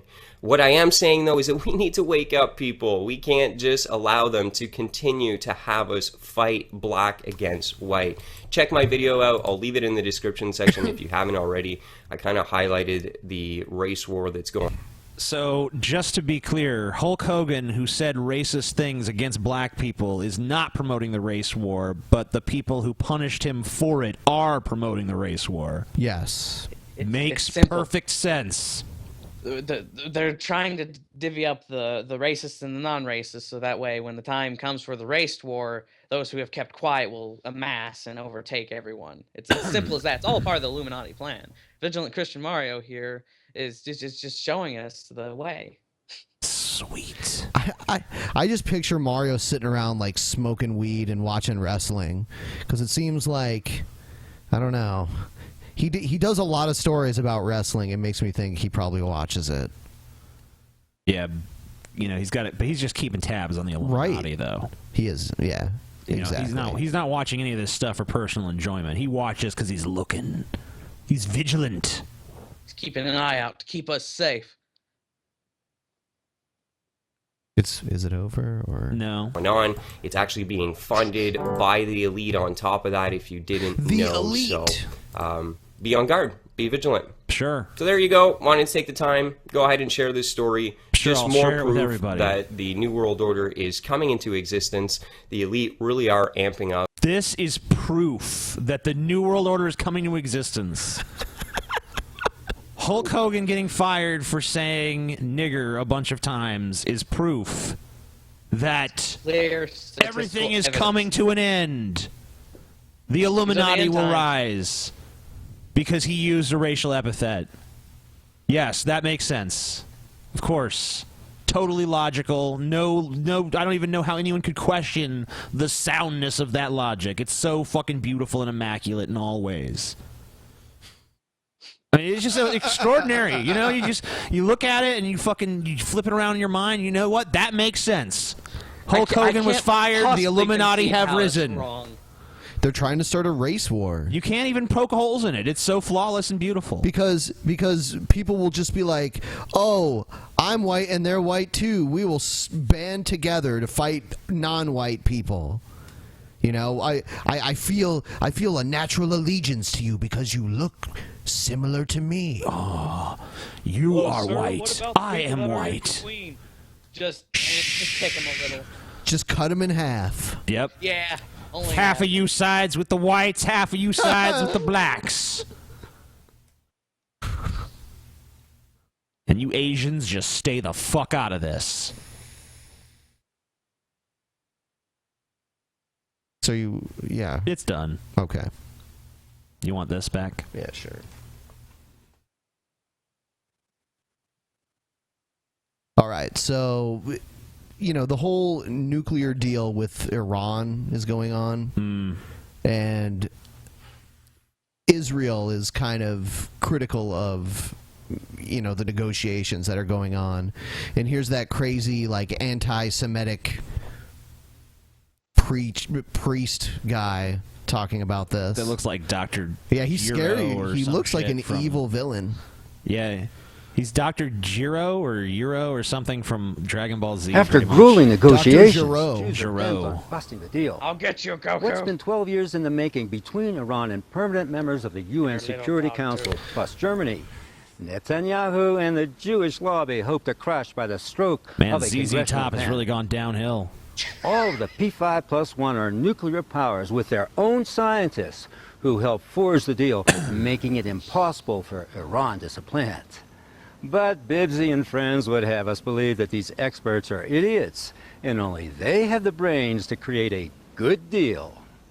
Yet the U.S. won on every major point, with Iran surrendering nearly its entire nuclear program. But don't tell Congress, they marched to a different tune. Jesus. Actually, I heard this guy is a Jew. He's like a convert. You know, a lot of times when the Jews convert, they become like strongly anti-Jew. I noticed that when I watched that documentary where Richard Dawkins was going around talking to faithful people. He talked to like an ex-Jew who became a Muslim, and he was like one of the most anti-Semitic people that you could ever imagine. It's crazy. I mean, I guess Muslims or some Muslims are Semitic too, but yes, they are. But you know what I'm saying, like Arabs are. anti-Jewish. Yeah. We hate the Jews and blah blah blah. You know, I've always wondered what. Oh, come on, come on! Go ahead, interrupting video. piece of shit. Sorry. I Speak your apologize, point. but I've always wondered what causes people to say like, "Oh, this dumb religion isn't for me. I'll go to that one." It's just, it just makes no sense to me how people can be this stupid. Well, they just want a different flavor of stupidity, you know. Like you don't... mocha mint stupidity as opposed to you know. chocolate. Yeah, you know, they want to change it up a little bit. You know, this ain't my flavor of stupid. I still want to be stupid, but I want to be a different kind of stupid. That restrictions on Iran's nuclear program not be lifted for as long as Iran continues its aggression in the region and in the world. Okay. It's voting field, not working on nuclear weapons. I saw Ted Cruz clapping. Before lifting those restrictions, the world should demand that Iran do three things. First, stop its aggression against its neighbors in the Middle East. Oh, that's good too. Second, suck my dick. They all clap for it. Yeah, suck his dick. Suck his dick. Suck it. Second, stop supporting terrorism around the world. Oh, okay. He's saving suck my dick for number 3. And third, number 4 is tell me a story. Stop threatening suck to annihilate my country, Israel, the one and only Jewish state. He said suck my dick. John Boner's crying in the background. He's always crying. He is always fucking That's crying. one weepy son of a bitch, man. Yeah. He's brought to tears by the demands of the dick suckage. He just has never felt so moved within He's his like, own... I could go for a dick right now. He's getting up to suck it.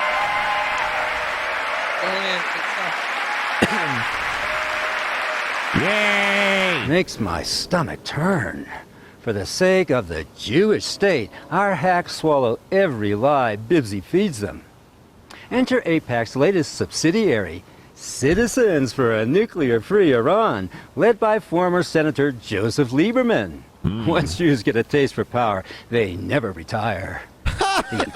Once Jews get a taste for power, they never retire. What? Like, what about all those other fucking non-Jewish senators and congressmen who fucking hold on to power with a death grip? Yeah, like Joe Biden. He's old and he's held on to power, political power, for most of his life. A shit ton of those guys have. Most of them are not Jewish. I guess that just, you know, whatever. Doctrination begins. The Iran nuclear deal. Okay. Yeah. Okay. Yeah. Whatever. Yeah. This guy's kind of fun to laugh at. For a second. Yeah. Let's see here. Let's see. I have some articles that I thought would be interesting to go through. We'll start with this one. 10 things that would not exist if atheists were right. Are you ready? Yeah, I'm ready. Number 1, tolerance. Yeah. Tolerance can only exist if truth exists. If moral relativism is right, if my truth and your truth are equally valid, then there is no absolute truth. We both have to seek. Then the only way we can settle differences is by force. The strongest will win, not the truest. Tolerance is only possible when we are all seeking perfect and unconditional truth. A truth we are subject to, not a truth we control. Wow. Yeah, you didn't know that, did you? Oh my God. No, Hey, we need to buy this fucking burrito. That's proof God exists right there. Look at its beautiful magnificence as you stand upon its cheese and flaky layers. With Yeah, the rice, quesarito. meat, and some ranch. It's beautiful. It may be true that animals can evolve such that they butcher meat, mill flour, and make cheese without a special gift of spiritual intelligence, though I doubt it. But what I have in mind here is the special appreciation for beauty that human beings have. Only we want to see something balanced and perfect, something that fills our hearts with wonder and a kind of awe. We alone have the experience of thinking we have arrived at consummate beauty only to find a lack in it and want something more, something like, and my sons agree with me here even if you don't, the quesarito at Taco Bell. Yeah. All right, here's another one. Climate change activism. What? Yeah. Some people are absolutely certain that human beings are destroying the climate and must be stopped. Their sense of justice and outrage is admirable. If they were only animals, they wouldn't care about future generations, but they hunger for a righteousness because they have souls, and they long for personal and unconditional justice that they know is out there somewhere. All I'm getting out of this one is that we should just build an artificial intelligence that decides everything that humanity does. Yeah. Taylor Swift's advice for unrequited love. These are the best proofs of God ever. This is the best. I mean, like, I'm an atheist, and I have no rebuttals to any of this. I got nothing. It's, you know, the quesarito. I mean, that's pretty much like, once I saw that, I was like, God is real. There's really no denying it at that point. It as if his finger has delicately touched my taste buds with the quesarito. And prison wives' testimony is of love for their husbands. In fact, every form of suffering for love is impossible without a soul, without God. If love is just the chemical connection to mate, why should it last in the absence of the mate? Why should it suffer for the beloved? An unrequited love reminds us of something more. Every love on earth ultimately feels unrequited. We know that there is a greater love out there that is truly unconditional. God's love. I don't know. God's love is totally conditional, though. You know, it's true. Oh, science majors. As C.S. Lewis put it, men became scientific because they expected law in nature, and they expected law in nature because they believed in a legislator. In most modern scientists, this belief has died. It will be interesting to see how long their confidence in uniformity survives it. Science grew out of a Christian culture. Without yesterday's theologians, you wouldn't have today's biochem majors. Yeah, and without alchemists, you wouldn't have chemists, so it's a good point. What is our disgust at non-apology apologists? Yeah. So, sorry, but not sorry. Everyone hates to hear the words, I'm sorry you feel this way, or I'm sorry, but you can totally see why I did that. We hate the words because we have consciences, and consciences tell us when something is wrong, it's wrong. We have consciences because they are the voice of God in our hearts, pointing us toward truth. What about sociopaths? Is God just not talking in their hearts? Is that what's really missing, the part of their hearts that receives radio signals from God? Desperate prayers. We have all said in one time or another, Lord, please help me get through this. Lord, if I make it, I'll totally give up quesaritos. These rudimentary calls to prayer, and more significant ones even more so, arise from our understanding that there is help to call on. We don't call for help from leprechauns or the tooth fairy when we are in trouble, because leprechauns and the tooth fairy don't exist. Wow. Yeah. Flawless. Atheist organizations. Speaking of mythical creatures, have you noticed... Oh. Shit. Not a crime to hold a sign. That's very true. She's right. Speaking of mythical creatures, have you noticed there are no groups formed to fight beliefs in leprechauns or the tooth fairy? There is no reason to form such groups because, to repeat, leprechauns and the tooth fairy don't exist. Now, atheist groups, on the other hand, you need those. Without constantly reinforcing your unbelief, your atheistic leap of faith will be hard to sustain. So true. So fucking true. In Faith and Picori, you can see how little I am compared to everything. I'm a leprechaun in my own right. Jesus Christ. Dive AIDS. I'll try, TJ. I'll appease you. Number 9, free speech. See tolerance above, but also Jesus Christ taught us to love our enemy, and that changed the course of history. Out of that command grew the courtesy of knights and the Geneva Conventions. Free speech is as much a product of respect for opponents as it is respect for truth. Sometimes it came in spite of corrupt Christians, but always it came in accord with Christian principles. Expect it to rapidly start eroding as faith dies. All right. Oh. Life, the universe, and everything. And of course, on the list of things that wouldn't exist if atheists were right, there's all of our experiences of the real. Just saying. Wow.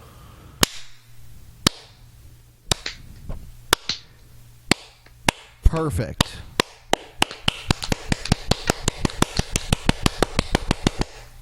Fucking beautiful. I cried every Tim. Is office air conditioning a sexist conspiracy? Yes, it is. Science has already told us that women feel more sensitive to cold temperatures, which is why going to a movie theater can feel like stepping into a freezer. Working in an office all day can also be torturous if you forget to bring along a sweater. Over at the Washington Post, writer Petula Dvorak theorizes that intensely cold office temperatures are yet another example of the patriarchy dominating an environment. Dvorak researching this by talking to both women and men who were outside on their breaks away from their cubicles. Many of the women were thawing out, trying to soak up the warm weather. When the men were asked if the temperatures inside their offices was too, when the men were asked if the temperature inside their offices was too, I don't know. They had no issues. How nice for them. Dvorak observes that the women are dressed appropriately for summer weather, but once they step inside, have to resort to cardigans and pashminas. I don't even know what the fuck that is. I don't know what the fuck that is either. To keep from freezing. In an office where I worked at, the majority of the staff was women. Blankets and scarves were draped over numerous chairs. Back in my old teen days of working at a retail store, hot topic, why am I not surprised? I'd constantly complain about the blasting AC. My manager, a man, guys, it was a man, Patriarchy. would say that cold temperatures kept workers awake and more alert. He was wrong. Dvorak points out a new study that revealed cold workers make more errors and are less productive. Researchers had their hands on the controls in an insurance office for a month, and when they warmed the place from 68 to 77 degrees, typos went down by 44% and productivity went up by 150%. Okay. Clearly, an air conditioning should be turned down so efficiency could go up. And as Dvorak suggests, men should wear lighter clothes in the workplace, like some nice linen and seersucker. Problem solved.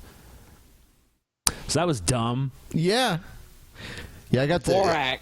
Sounds like some sort of bad He-Man villain that Skeletor would team up with. It sounds like go get them, Dvorak. I am Dvorak the Conqueror. Sounds like it's too cold in here. My skeleton nipples are erect. Turn up the heat, He-Man. Sounds like a Croatian name or something like that. Croatian. Let's see. Should we take a break? Yes, we will take a break, and we are going to eject the idiot from the show now. Oh, no. Go away, sir. Anything you want to say before you are removed from the program? For the rest of the program, even after the break? Yes. Well, check out JoJo's Bizarre Adventure. Click the fucking like button because you should. And have a fun day. All right. Thanks for being on the show. Die. Happy to be here. Die. Die. I'll get on that, TJ. I'll die. Make that. Die. Kill him, Ben. He is gone. Make him die. He is Thank you, dead. Ben. He is now dead. Thank you, Ben. Yes. All right, everybody. I love his little question, like, you mean for the whole show, like even after the breaks? Like, yeah, get the fuck lost, bitch. We don't want you. What do you add to the equation? Nothing. You're just a little underfoot kind of fucking minion guy. Get out of here. So we're going to take a quick break, maybe like 10 minutes or so. Yeah, let's do it. And we'll be right back. Sexy. Don't go anywhere. Don't go nowhere. Bitches.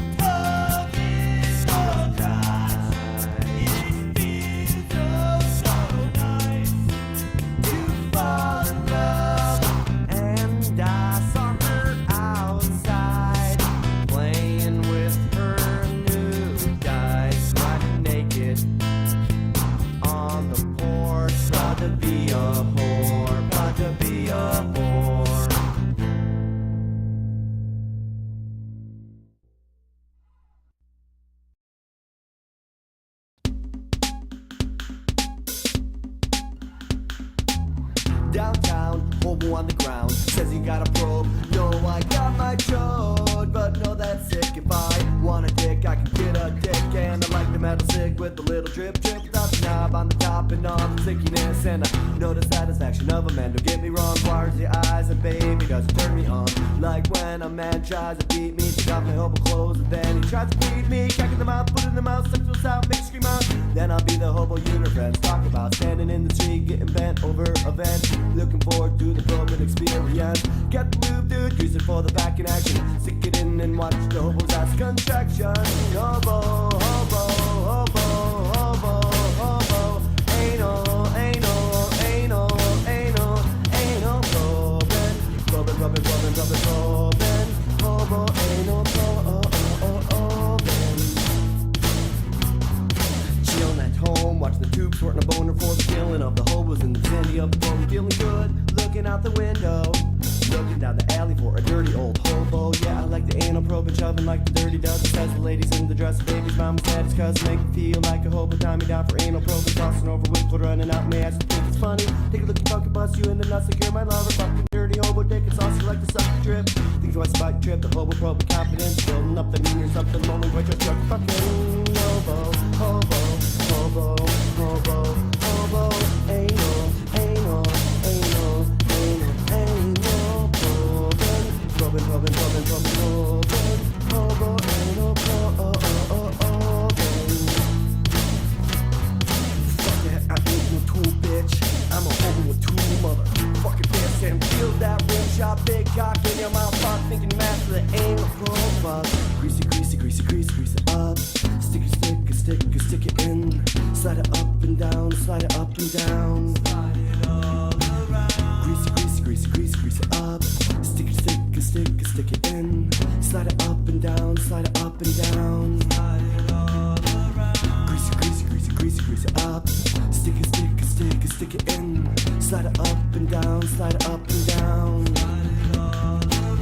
Grease it, grease it, grease it, grease it, grease it up. Stick it, stick it, stick it, stick it in. Slide it up and down, slide it up and down. Grease it, grease it, grease it, grease it, grease it up. Stick it, stick it, stick it, stick it in. Slide it up and down, slide it up and down. Ho ho ho ho ho ho ho ho ho. Anal, anal, anal, anal, anal. Rubbing, rubbing, rubbing, rubbing, rubbing, rubbing. Hobo, anal, rubbing.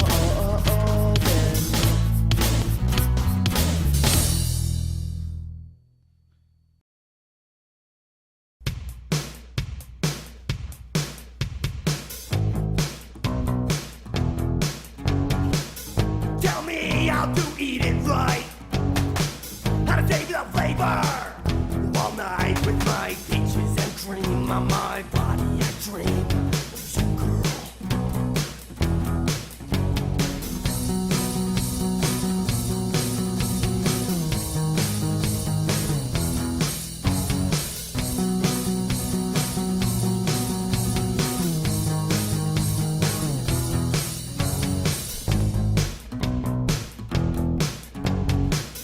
Tell me how to treat it right, how to lick your pussy all night, and I am policing dreams with my face in your cream, with details to come.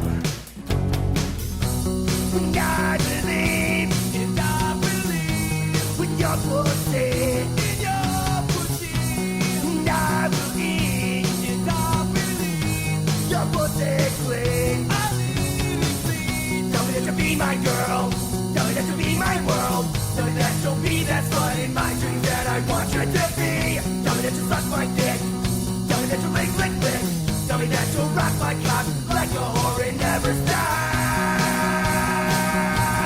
Never stop. Never stop.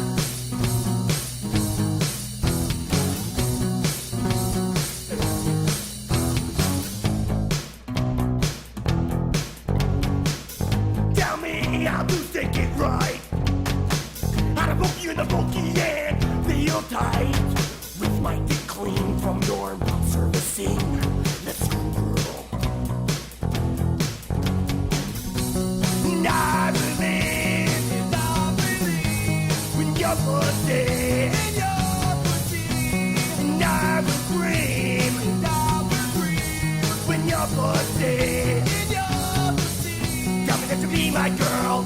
Tell me that you'll be my world. Tell me that you'll be that slut in my dreams that I want you to be. Tell me that you'll suck my dick. Tell me that you'll lick, lick, lick. Tell me that you'll rock my cock like a whore and never stop. Never stop. Never stop.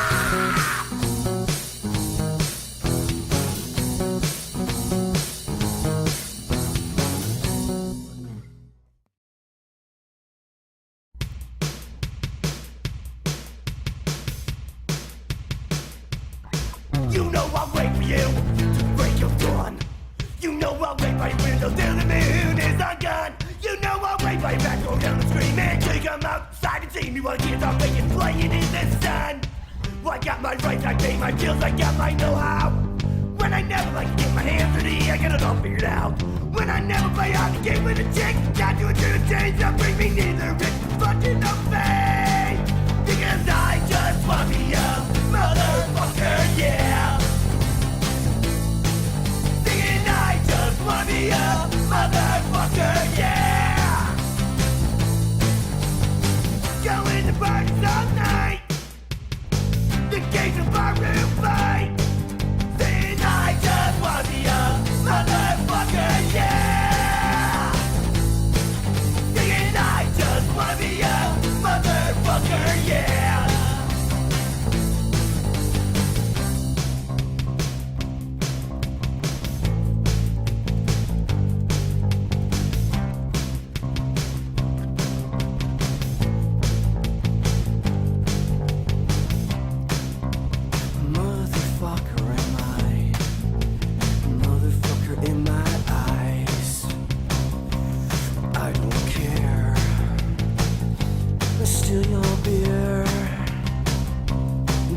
ask why.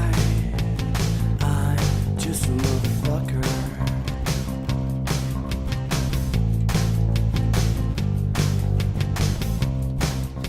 A motherfucker am I?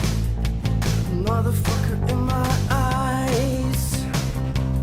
I don't care. Wanna be a mother? I just wanna be a motherfucker. I just wanna be a motherfucker. I just wanna be a motherfucker. I just wanna be a motherfucker, motherfucker, motherfucker, motherfucker, motherfucker. I just wanna be a motherfucker, motherfucker.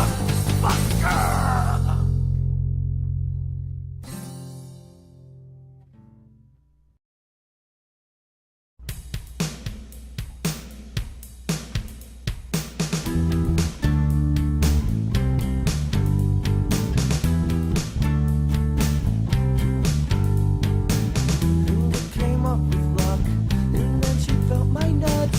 She said she was as hard as me, and then I was confused with that comment. I reached and grabbed her tits. She said, do me, baby, oh baby, do me, baby, ooh. Then she said, let me tie you to the bed. And I agreed happily. I was getting a piece. And when she was done, she pulled out her penis. When I started to scream, but she beat on me.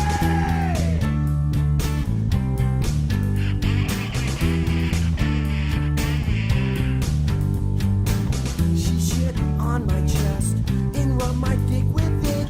She said, bitch, you better watch his eyes, suck your cock clean. And with utter disgust, I was hard as fuck as she gobbled my novel with the shit still clinging to her chin.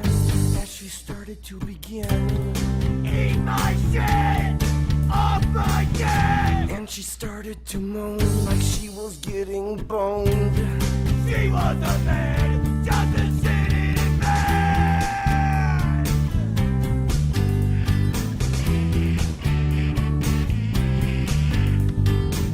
I thought she could help me, set some of my demons free, until she made my ass bleed all night long. So I pissed on her face just to mark my place, and she giggled and laughed like she was all horny.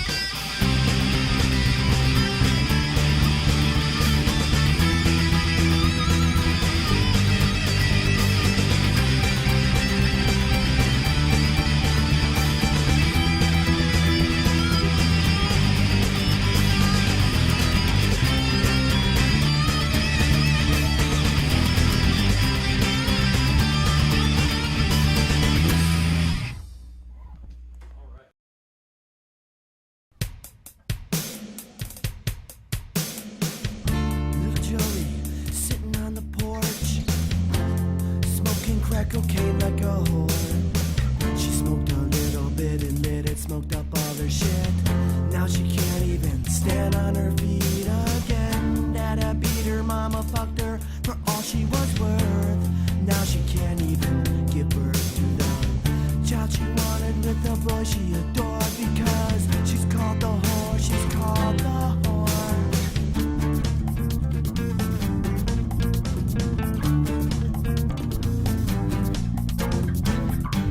Now just see what she started. Joey always said she was a little thick in the hips, and she'd get wasted, try to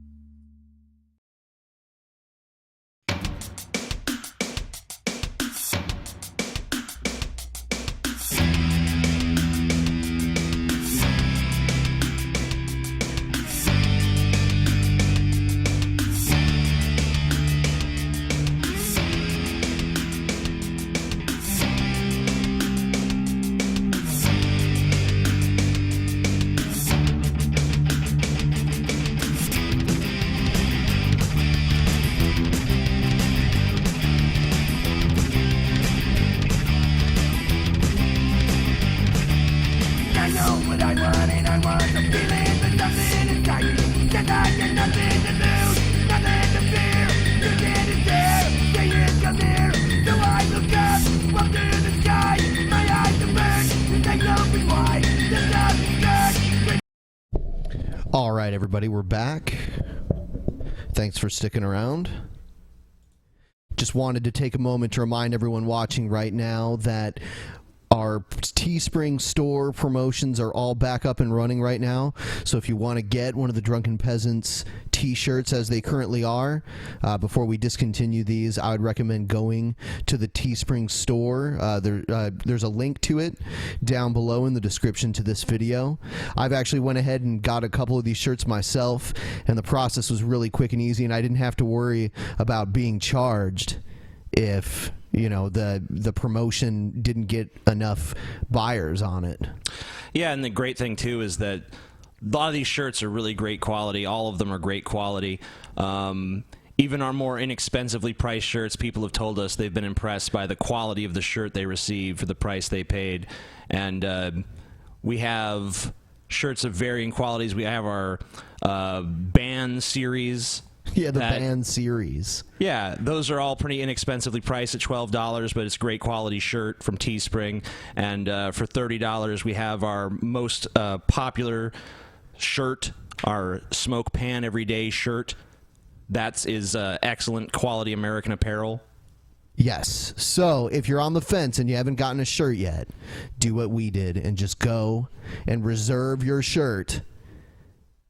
And if it meets the quota, then it'll be on its way. From Teespring. So do it. Yeah. What we got? We have, let's see, anti-defamation. Oh, okay. Anti-Defamation League, something about Mike Huckabee. All right, let's check it out. Yeah. As members of U.S. Congress continue to consider the nuclear deal that the U.S. and 5 other world powers just brokered with Iran. Gee, I wish I GOP knew something about this nuclear and deal. Former Arkansas Governor Mike Huckabee expressed he really doesn't like it, using strong language. You know, it's a deal that allows Iran to have limited nuclear capability, from what I understand. Uh-oh. They're going to blow up the world now. Which, in fact, let me read you a quote now from a radio interview Huckabee gave Breitbart News. Huckabee saying this, and I'm quoting, "This president's foreign policy is the most feckless in American history. It is so naive that he would trust the Iranians. By doing so, he will take the Israelis and march them to the door of the oven." Wow. We're joined now on my the phone God. by... Master of hyperbole, Mike Huckabee, ladies and gentlemen. He's brilliant. Oh, yeah. You know, making a deal with Iran for them to get their nuclear, like, don't you realize they just have an unfettered nuclear weapons program at this point? Isn't any sort of agreement on their part not to continue that a good thing? I mean, whether they're quote unquote trustworthy or not, isn't it good to at least have that in place over nothing? and global affairs correspondent Elise Labott. So what's the reaction from these words? Well, Fred, the reaction, I think people are really going to be very considered about speaking first about this. I haven't heard any reaction from the administration. Let's unpack what Mike Huckabee said. Why the fuck would I mean, Obama respond to that? This is marching Israelis to the oven. It's evoking language of the Holocaust, imagery and a metaphor of something that actually happened to millions of Jews. And Are you surprised? I mean, think about who we're talking about here.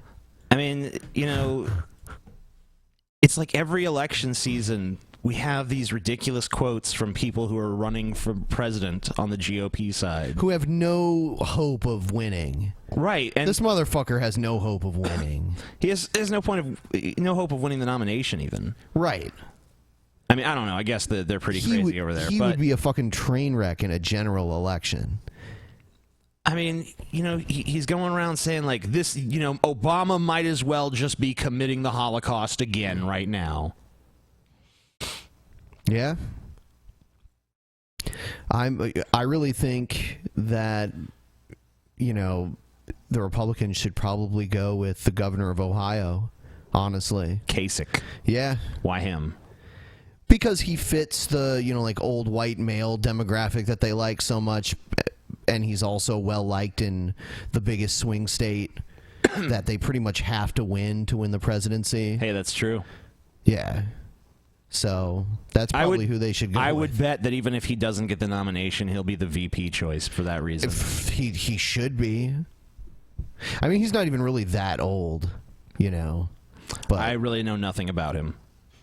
I mean, he's a Republican. He tried to bust up all the unions and that kind of shit. Neat. Yeah.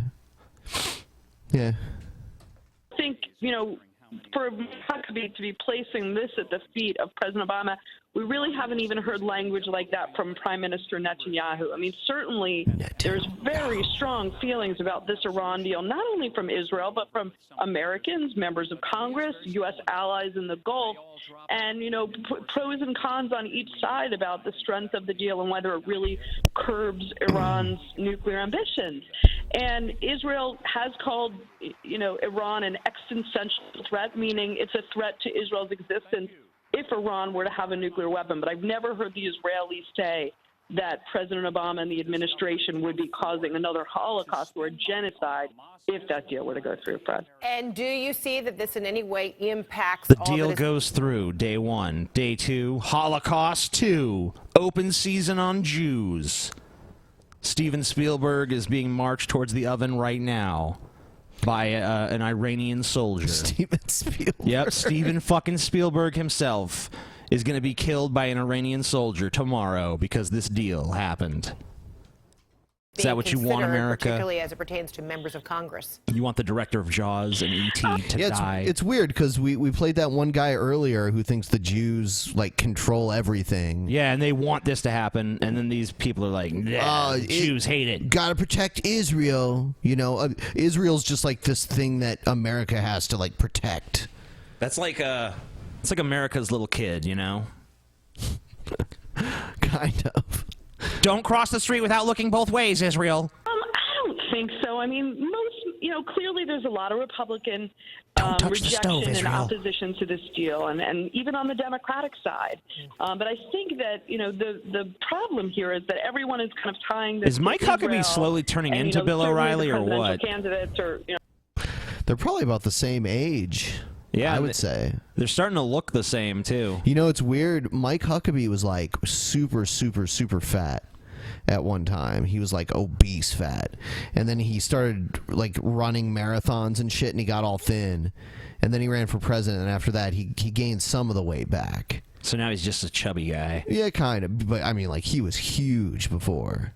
I don't know. I never seen him like that. They're trying to outbid each other for who's more pro-Israel. But even Secretary Kerry the other day was doing an interview, and he said that he was afraid that if this deal went through, if this deal was rejected, that Israel would be blamed. So I think conflating this only with Israel when there are legitimate concerns about the deal around the world is really where the problem lies. I mean, I think Congress, most members of Congress... Is Santorum running too? Yeah. These two should run together. Yeah. They hold a lot of the same views. When you say Santorum and run together, it's just... Yeah, that Santorum just ran together. Willing to consider the deal on its merits, but when I think you conflate this only with Israel and you make the deal just equal to Israeli concerns, it delegitimizes a little bit about the legitimate You got concerns delegitimized. All right. This is my Babbitt, thank you so delegitimized much. child. His name is Kumbabwe. All right, so next one is... Obama talking shit about Donald Trump and Mike Huckabee. Sweet. The particular comments of Mr. Huckabee are... Talk I think faster. Part of just a general pattern that we've seen that is... would be considered ridiculous if we weren't so sad. Man, sometimes I worry on this We've show that had I talk too a slow, but sitting then I hear senator Obama called and I'm John like, Kerry shit, he's Pontius president. Pilate. Fuck. We've had a sitting senator who also happens to be running for president suggests that I'm the leading state sponsor of terrorism. These are... So he's in Ethiopia here, and he's talking about his homeland, Ethiopia. The criticisms that have been coming his way. Yeah, well, he's the largest sponsor of terrorism. Yeah, man. Leaders Think of the about what he did Republican at Benghazi, Ben. And part of what historically has made America great is, particularly when it comes to foreign policy, there's been a recognition that these issues are too serious, that issues of war and peace are of such grave concern and consequence that we don't play fast and loose that way. We have robust debates. We look at the facts. There are going to be disagreements. Shut up, communist. But we Shut just your don't damn lying mouth, Obama. fling out ad hominem attacks like that. Oh, ad hominem. No. Shut up. Shut up, Obama. You don't even know what an ad hominem is. You don't even know, Obama, what an ad hominem is, okay? Help inform the American people.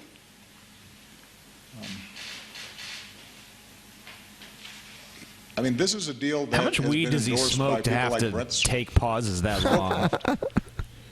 and Sam Nunn, right?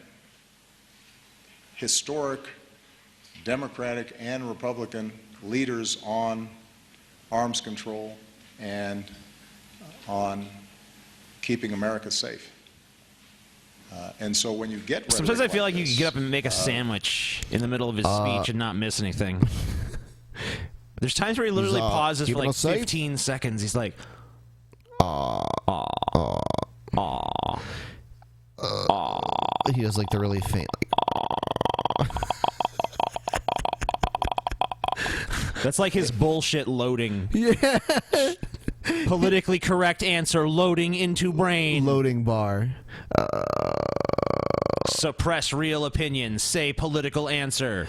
The Obama is calibrating. Yeah, you know Obama just wants to be like, fuck Donald Trump. The Obama is still calibrating. Mike Huckabee. Why don't I don't take those fuckers seriously. Get out of here with that shit. maybe it gets attention, and maybe this is just an effort to push Mr. Trump out of the headlines. But it's not the kind of leadership that is needed for America right now. And I don't what think would that's you know, communist? What anybody, Democratic, Republican, or Independent, is looking for out of their political leaders. Canyonism. Buy the shirt. Yes. Canyonism. Buy the shirt. Canyonism. Below. Canyonism. I think Obama, it's amazing because Obama got elected because he was really charismatic, and like he has a brilliant plan of how to avoid people giving a shit what he does. Just be really boring while you're in office.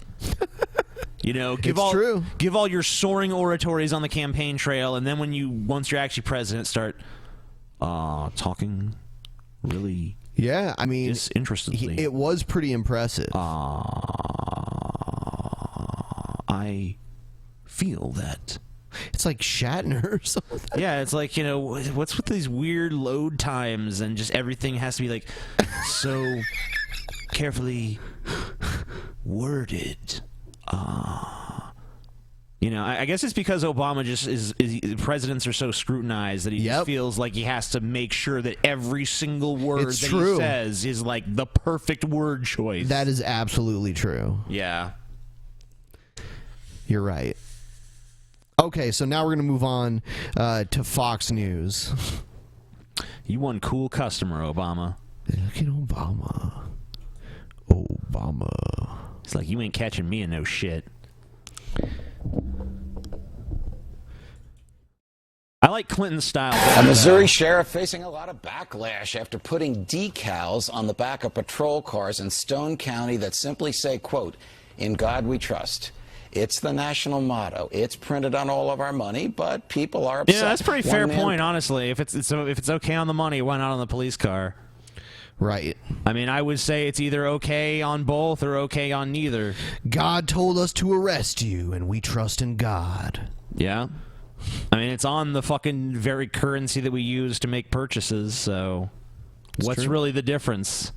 Posting on Facebook, quote, very simple, and I'll state for the record, I'm not offended that these decals exist.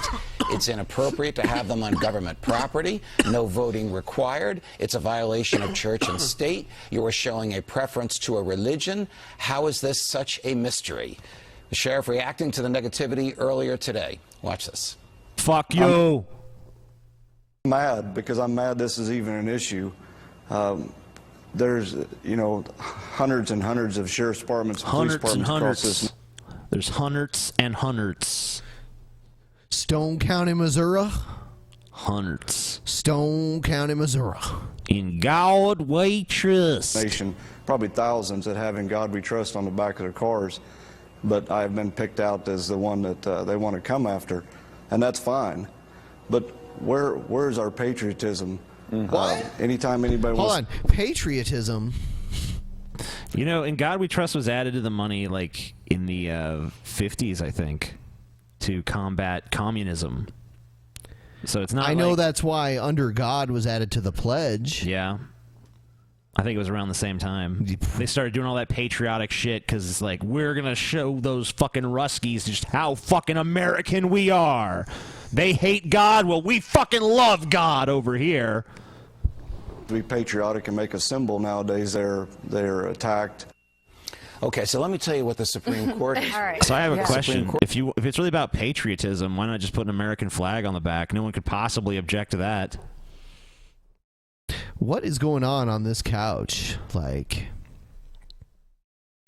did we just like turn on a Brazzers video or something like that? I don't know, man.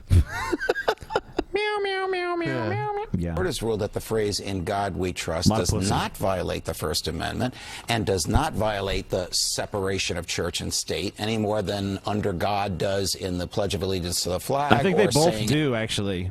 But whatever, that's just my crazy atheist opinion. in a courtroom, "God save the United States and this honorable court." But is it divisive to put this on the back of a police car, Ms. Roginski? I would not, and I am going to say something that's going to get me so much hate mail, but here, bring it on. Say it anyway. I'm going to say it Ainsley anyway. will defend Thank you. you, Ainsley. I'm sure, no, Ainsley will not defend me in this. I don't agree with the court.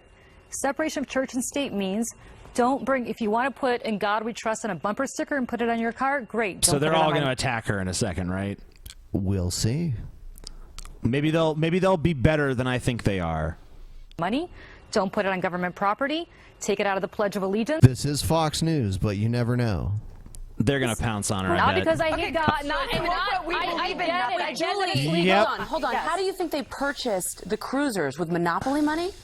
What, God gave it to them? No, it says "In God We Trust" on I the get dollars it. that were used to buy the She cars. just wait. Hold on. She just said she's against that. She just said that. Oh my God. You're missing my point. But I you're agree dumb. that it's legal. I would prefer that "In God We Trust" not be on our money, not be on government property. I think it is divisive. Julie, and I think it is offensive to atheists and to other people who may not believe in God. Judge, she's the minority. I know. She's the I'm minority. Oh my God, so dumb. So she's so stupid, you guys. Oh, I'm doing my Cartman voice again. Is that how bankrupt of creativity I am, huh, Rue? Is this is Elizabeth Hasselbeck, right? No, it's I don't know. Gretchen Carlson, right? It's bitchy McWho gives a fuck. The minority here. She is the minority. Do you here, but- disagree with what I'm well, saying? I disagree with what you're saying Why? because I agree with the court. The phrase "In God We Trust" has become so passé. I don't think anybody looks at it on their cash. I don't think anybody feels offended when they use a dollar bill. So wait a minute. Their argument is like no one even gives a shit about it anyway. Yep, just leave it on there, you know. So wait, you're passionately arguing for something that your contention is no one even cares about it. What a fucking stupid oxymoronical position. Actually do. I've always said crazy. so. I know that everybody disagrees with me on this. I get it. This is not because No, everybody by the way, does it's not. because Everyone I on hate- Fox News does. Don't send me What crazy. about When you this send her sheriff? hate mail, take my Twitter handle off. I don't Should wanna the see it. sheriff be concerned with people that have sensibilities like Julie's? Maybe, No. and then the sheriff can give his officers the choice to put that sticker on the back of their car. If they feel as strongly against it, like Julie does, then don't put it on there. No, they're But saying the these are majority- government vehicles, Well, though. the majority of Americans, 77% believe in some sort of God. The majority are Christians. You have 23%. This is according to Pew Research. They Americans are surveyed 35,000 Christians. people last year. 23% are atheist or agnostic, and the majority Sweet. should win in this case. The majority Also, should if you win don't believe always, God, in here's my every thought. case. If you don't Fuck the believe in God, minority. why do you get so offended by the word God? Because you would think it was just. Why you get so offended? Maybe we're not offended by the word God so much as the idea that one person's beliefs should be given precedence over everyone else's. Why do you even care about it, TJ? If you don't believe in it, why do you even care about it? Because the people who do believe in it wreak havoc on this world. First of all, let me start by saying I do believe in God. So again, I don't want to hear it from everybody, but you're ready to. But I'm ready to anyway. But I do want to believe say in that it is God. because we Just protect the don't rights of the want him minority and their on the listen. We have money. separation of church and state What in this about the country. majority? Okay, the I'm majority. so tired of protecting the minority. What about the rest of the country? Great, 77%. Ainsley, put it on your car. I don't have a problem with you putting it on your car. I do have a big problem with government taking religion on in its public. Yeah. You and your stupid argument in favor of what Yeah, the I mean, like- Constitution actually says, I you mean, dumb bitch! I'm surprised they even have her on. I'm surprised they didn't just like, oh, Cindy's going to the firing squad now. She said it's insulting to atheists.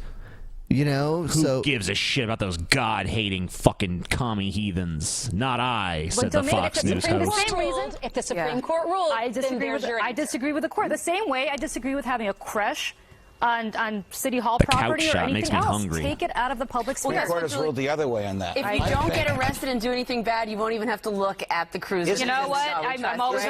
What?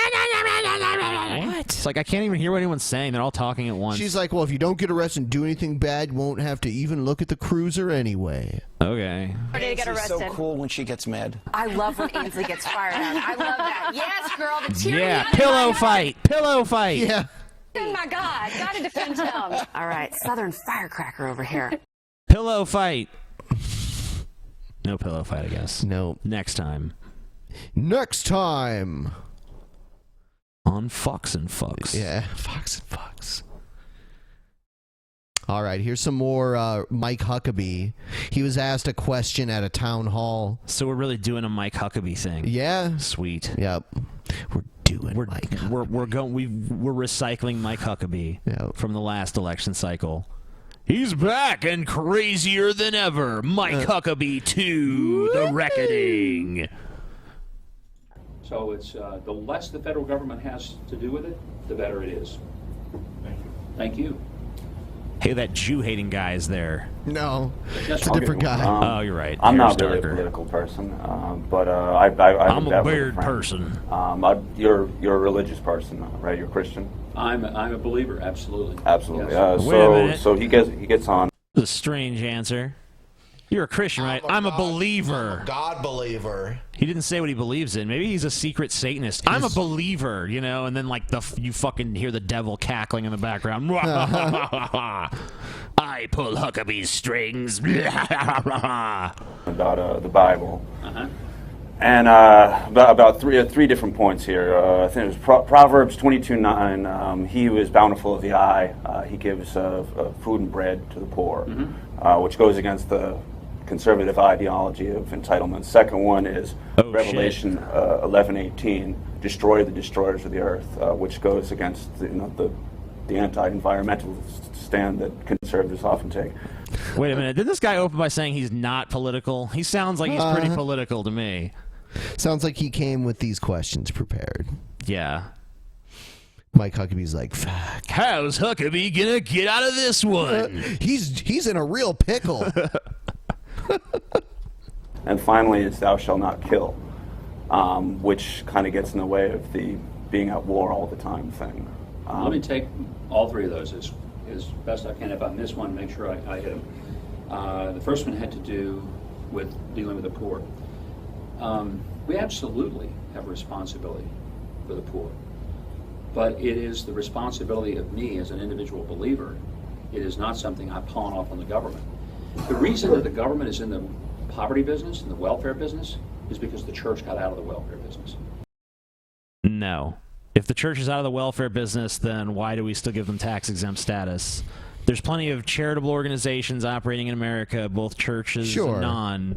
That's not enough to deal with the needs that people have in this country. No. If we were to just say, like, let's cancel welfare tomorrow because it's the moral thing to do, like, people will die. I shit you not. Go to rural Kentucky. Talk to some of these fucking people that are missing all their teeth and shit. Of people to give a dime They out of will each die. dollar they earn to take care of the widows and the poor. Now, not take care of people who wouldn't work, but to take care of people who couldn't work. There's a big difference. Because the same Bible that says we ought to care about the poor also says if you don't work, you don't eat. Same Bible. And there's a real sense in which the way the Scripture teaches that there are people who are into poverty because of illness or infirmity, because of the family circumstances, widowhood, for example. Notice he's not citing socioeconomic circumstances at all. No. That's not a reason for poverty. It's not like the leading reason for poverty at all. Collectively should do everything possible to make sure that they don't starve to death. I look at that. But why don't you take that as your role in government? Do what now? I mean, why, as in government, why don't you decide to take that on? Why wouldn't the government do it? Well, it seems that that's not the stance. Well, of the if government is God, if government is your God, then that makes perfect sense. And to a lot of people, government is their God. Hold on. Government is their God. So Sounds like a G-Man argument or something. Is he saying that the government shouldn't be beholden to the rules of Christianity? Because isn't that kind of the opposite of what he normally says? He's like, oh, well, that's the rules on the Bible. They're just on me as an individual. The government doesn't have to follow the rules of the Bible. The government can do whatever it wants.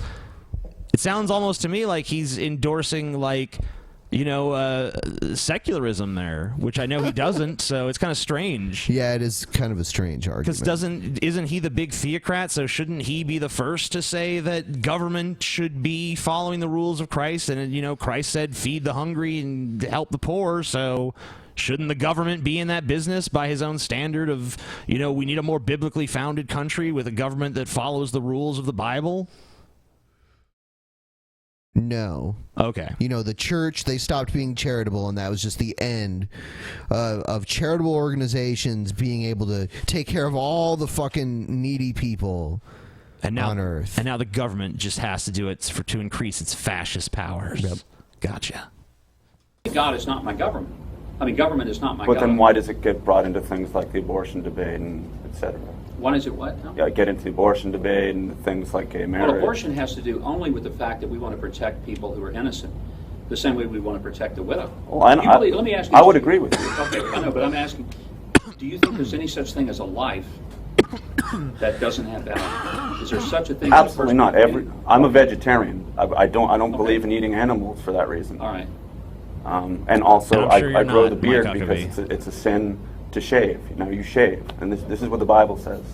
Yeah, I don't remember that. Leviticus, there's more passages about shaving being a sin than there is about homosexuality. I think there were. There's more passages about shaving being a sin than there is against homosexuality. So, everyone remember that. Well, there were three things you wanted to ask me about. One was the poor. We did a follow-up. All right, going back to the next second things. one was Revelation 11:18, which is about environmentalism. I'm a conservationist. I believe that God made the heavens. He's a and the earth. conservationist. It's his, doesn't belong to me. I'm a steward of the resources. Stewardship, yeah, and Genesis, right? All right, let me answer it. You got to ask it. Let me answer it. But the government doesn't have to do it. Government doesn't have to protect the environment. That's my responsibility as an individual. That's why I go As a around steward, picking up trash all the like time. in Genesis, it makes it very clear that all the things that God made, He made for us to use. Not for us to abuse, but for us to use. Those resources are there to give us the ability to live better. And we're not to abuse them, we're not to destroy them, because they don't belong to us.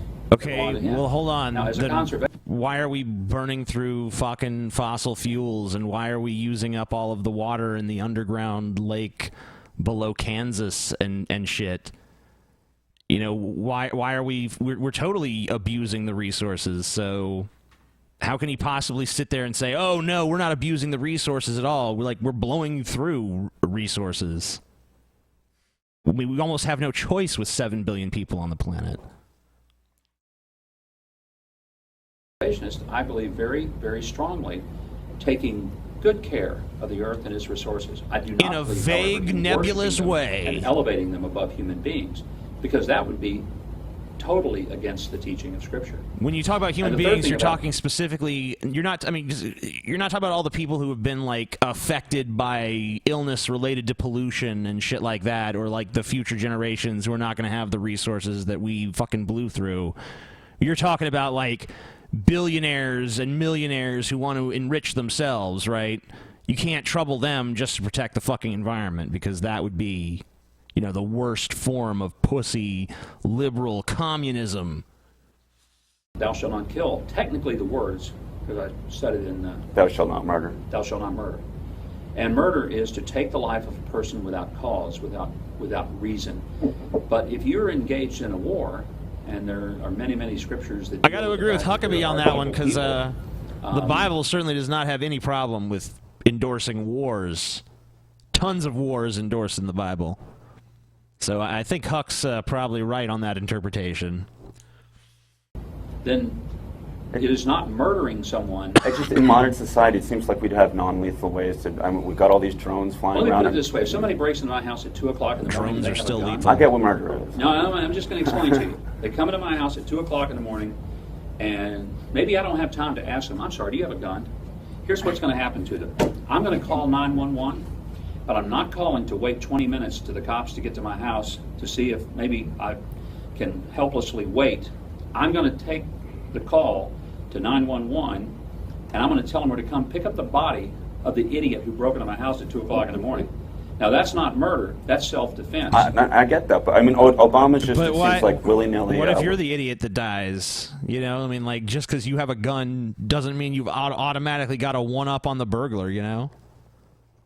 Like, he might still be the one that kills you. So they might be picking up your No, body. he's basically fucking, you know, Arnold Schwarzenegger in Commando. Oh, okay. No bullet can hit him. Right. Any shot he fires is a kill shot. He's basically a one-man army. Yes, gotcha. If you were in charge, if you're the president, I mean, it would seem to me that there'd be some way not to just blow up every civilian in the Middle East. I wouldn't blow up every civilian, naive. but by gosh, I'm going to tell you something. Anybody that raises their hand against this country, they can expect... Well, I'm talking about the civilians. Yeah. And if It seems like there's been a lot of civilian deaths under his drone watch. There may have been.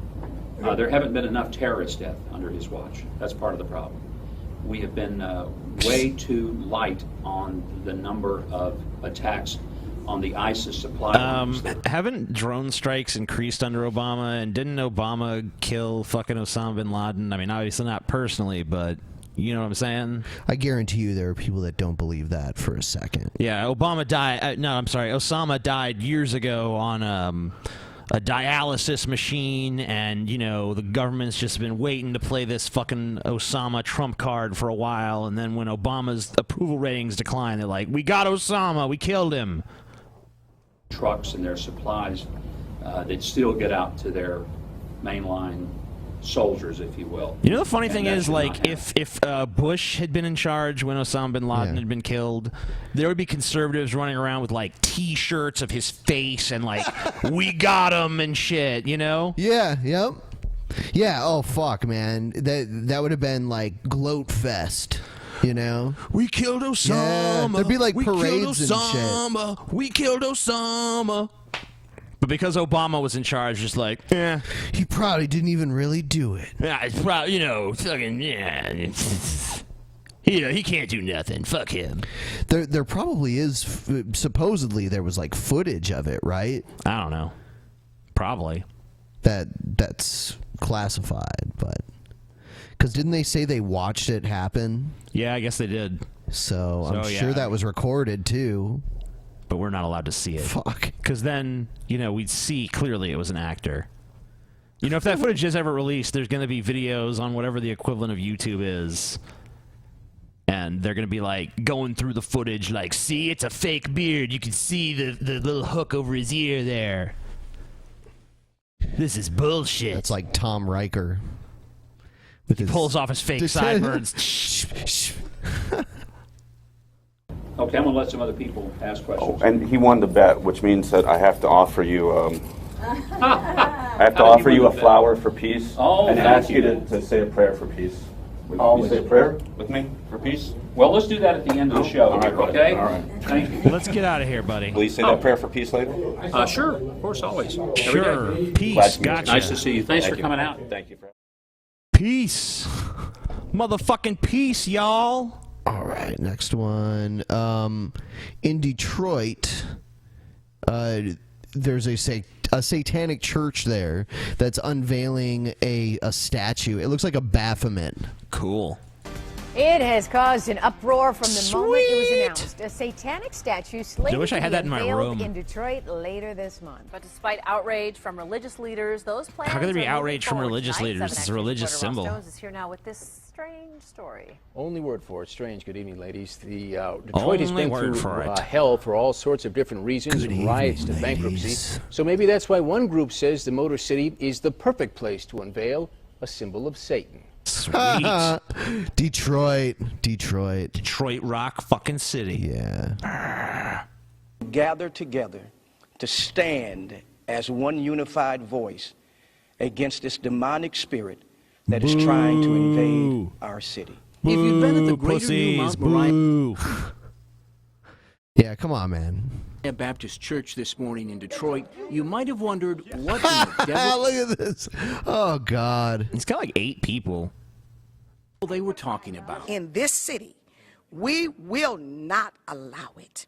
It is Yeah, you will, because it's fucking constitutionally protected, moron. is a 1-ton, 9-foot bronze statue of the satanic symbol Baphomet. And as you might expect, it's been having a hard time finding a home. Why? I like I'll how take there's it. children standing around it, too. I'll take it. It was erected by a group called the Satanic Temple, who originally planned to place it next to a monument of the 10 Commandments at Oklahoma's state capitol. But before it made its way there, the group planned a big unveiling here later this month. And that's what led 9 Detroit preachers to announce a counter-protest this morning. Counter-protest. Yeah. Satanists are getting a lot cooler. They're starting to build statues and shit. I'm into that. You know, because, I mean, the Church of Satan for a while is just like, you know, they had a book and not much else, and you could just be like, I'm a Satanist, and people would be like, oh. But now they got statues and all kinds of shit's going on. You know, now is the time to become a Satanist. It's like an exclusive club now, isn't it? Yeah, you know, and they need more statues and like classic art. They need to open like satanic art galleries and all that shit.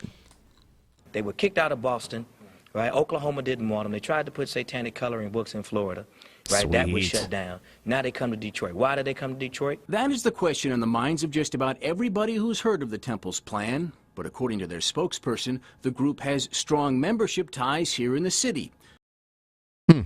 The mayor of Detroit. So yeah. Lots of Satanists in Detroit. In Detroit, apparently. That's why there's so much crime. So on July 25th at Burt's Warehouse in Detroit, they planned the statue's big debut with tickets starting at $25. VIP status runs 3 times that price and gets you a photo with the statue and a signed poster. Who, yeah, it's cool, but I wouldn't pay $25 to see a fucking statue. I maybe give you 3. Yeah, I'll give you 3 more if you let me take a picture. But I ain't paying fucking $75. Yeah, that's a stupid. Picture with a statue. But for the love of God, says the invite, please dress to impress. This enemy that we're fighting is an invisible enemy, and it's going to take invisible weapons. Amen. The weapons of prayer, the weapons of fasting. Prayer and fasting. Dress to impress. Who knew Satanists were so concerned with snappy dressing? Hey, Satan has standards, okay? Yeah, I guess God is the one that accepts all the slobs. Coming together I should be as a one Christian. would drive the spirit out. Nah, that sucks. Well, prayer and fasting I'll couldn't just have stay an hurt, atheist. but it turns out that bad PR is what really sealed it for Satan. Reached by phone this afternoon, the manager of Burt's tells me that patrons weren't exactly thrilled with the idea, so they've decided to cancel it. You're a pussy, Bert. Fuck you. I'll fucking take the statue. So no statue, right? Well, not exactly. A spokeswoman for the Satanic Temple says that the event will still take place on July 25th, just at a different venue, one they will announce later on. I'm sure that they don't want you to find out about either. Yeah, and I wonder who would go to an event like this, but apparently there is an audience out there. Okay. Real sick people out there, man. Those sick fucks want to hear about this shit. Apparently there's some kind of audience for this evil shit. It's like, come on, dude. This fucking statue. This fucking statue. I mean, you live in Detroit, so your life already sucks enough. Yeah, I mean, like, you know? don't be concerned about the like horrendous murder rate or the fucking shitty police force or your crumbling economy or any of that. Be concerned about people making a scary statue. Fucking empty skyscrapers and shit like that. But Lord forbid anyone makes us a statue we don't like. Yeah. What? Oh, this is the worst catastrophe to ever befall Detroit. Oh. No longer are we a shining beacon of hope in the world, Right. for the satanic statue has come. Yeah, the miles and miles of vacant neighborhoods and shit like that. That's nothing. Nothing until the statue came. Yeah. That was when Detroit really went downhill. Yep. Poor Detroit. Yep. Fucking bastards. All right. Let's see. Here's Pat Robertson talking about why God didn't punish the Supreme Court justices that allowed Roe versus Wade to go through. Oh, he's cooking something up.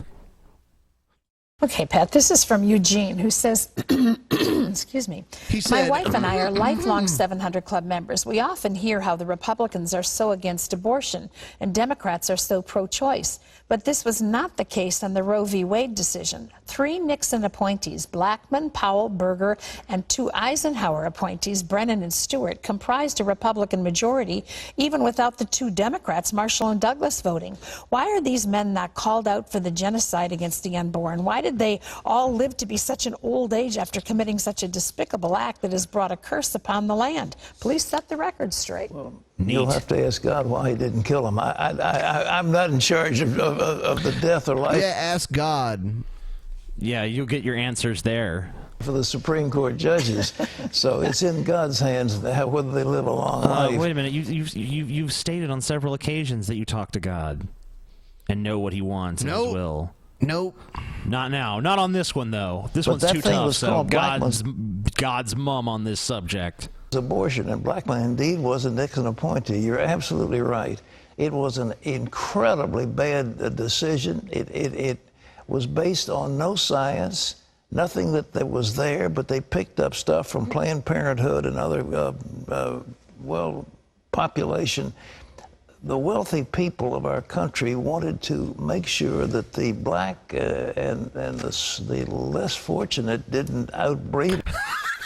That's why. He said the black and the less fortunate.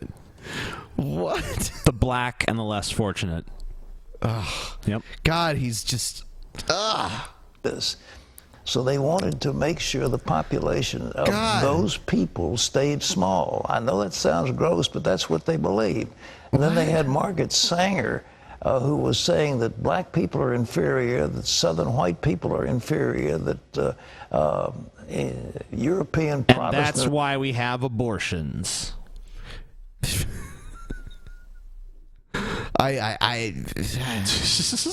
are inferior. I mean, she went all the way down the line. She wanted eugenics. And so they It was bought just a into that, very, very subtle eugenics program. Subtle eugenics. Subtle eugenics. All right. Well, I'll move on here. Here's a conservative praising Russia. Russia is now the moral leader of the world now that gays can marry here in America. Yeah. Yeah, it's so much better over there when they're killed. I mean, not officially by the state, but the murder rate of gay people is horrendous. Redefining of marriage, but the whole homosexual movement and agenda is not just agenda. They always use that word, agenda. The homosexual agenda. The homosexual agenda is to meet and congregate with other homosexuals. Yes. That's pretty much it. Yep. Yep. I mean, that's one of their agendas. That's pretty much the only agenda. It's like, let us fucking do the same stuff that you straight people do. Sure. That's pretty much it. That's their agenda. How horrifying.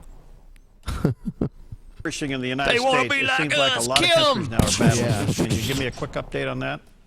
Well, I can, and many countries are, but you know what, unfortunately, and this is, I think, the moral position leadership of our country has been forfeited in that our president has done many things, and you can find out about it, but our administration is trying to tie together foreign aid into countries in Africa that have actually passed laws against homosexuality and in favor of Christian. They're trying to use and force these countries to actually embrace same-sex marriage.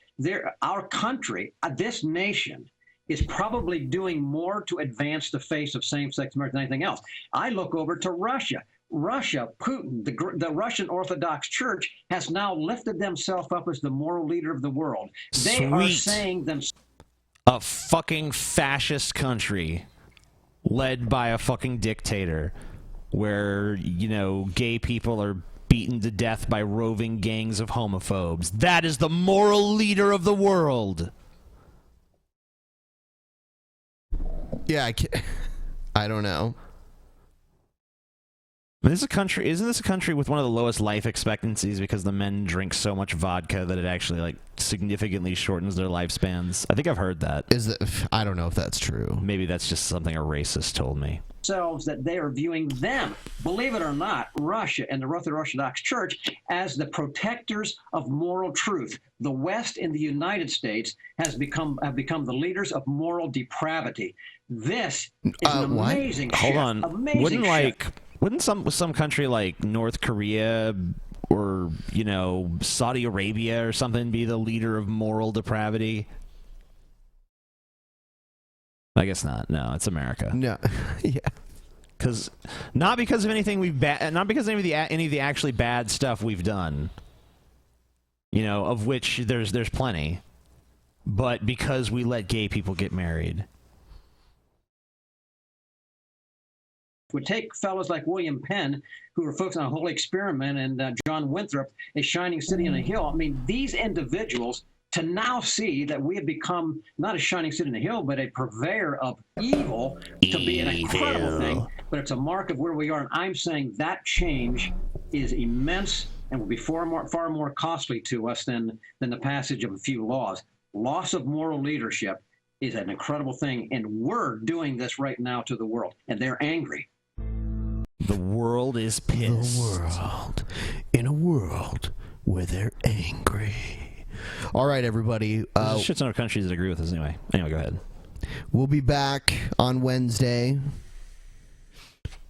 And remember, the hangout is Thursday at 6 Eastern. Yeah. For all of those eligible. And if you're not eligible, then you can be next month by becoming a patron this month over there. Yes. Yeah, Patreon.com/DP. All right. Good night, everybody. And fuck you.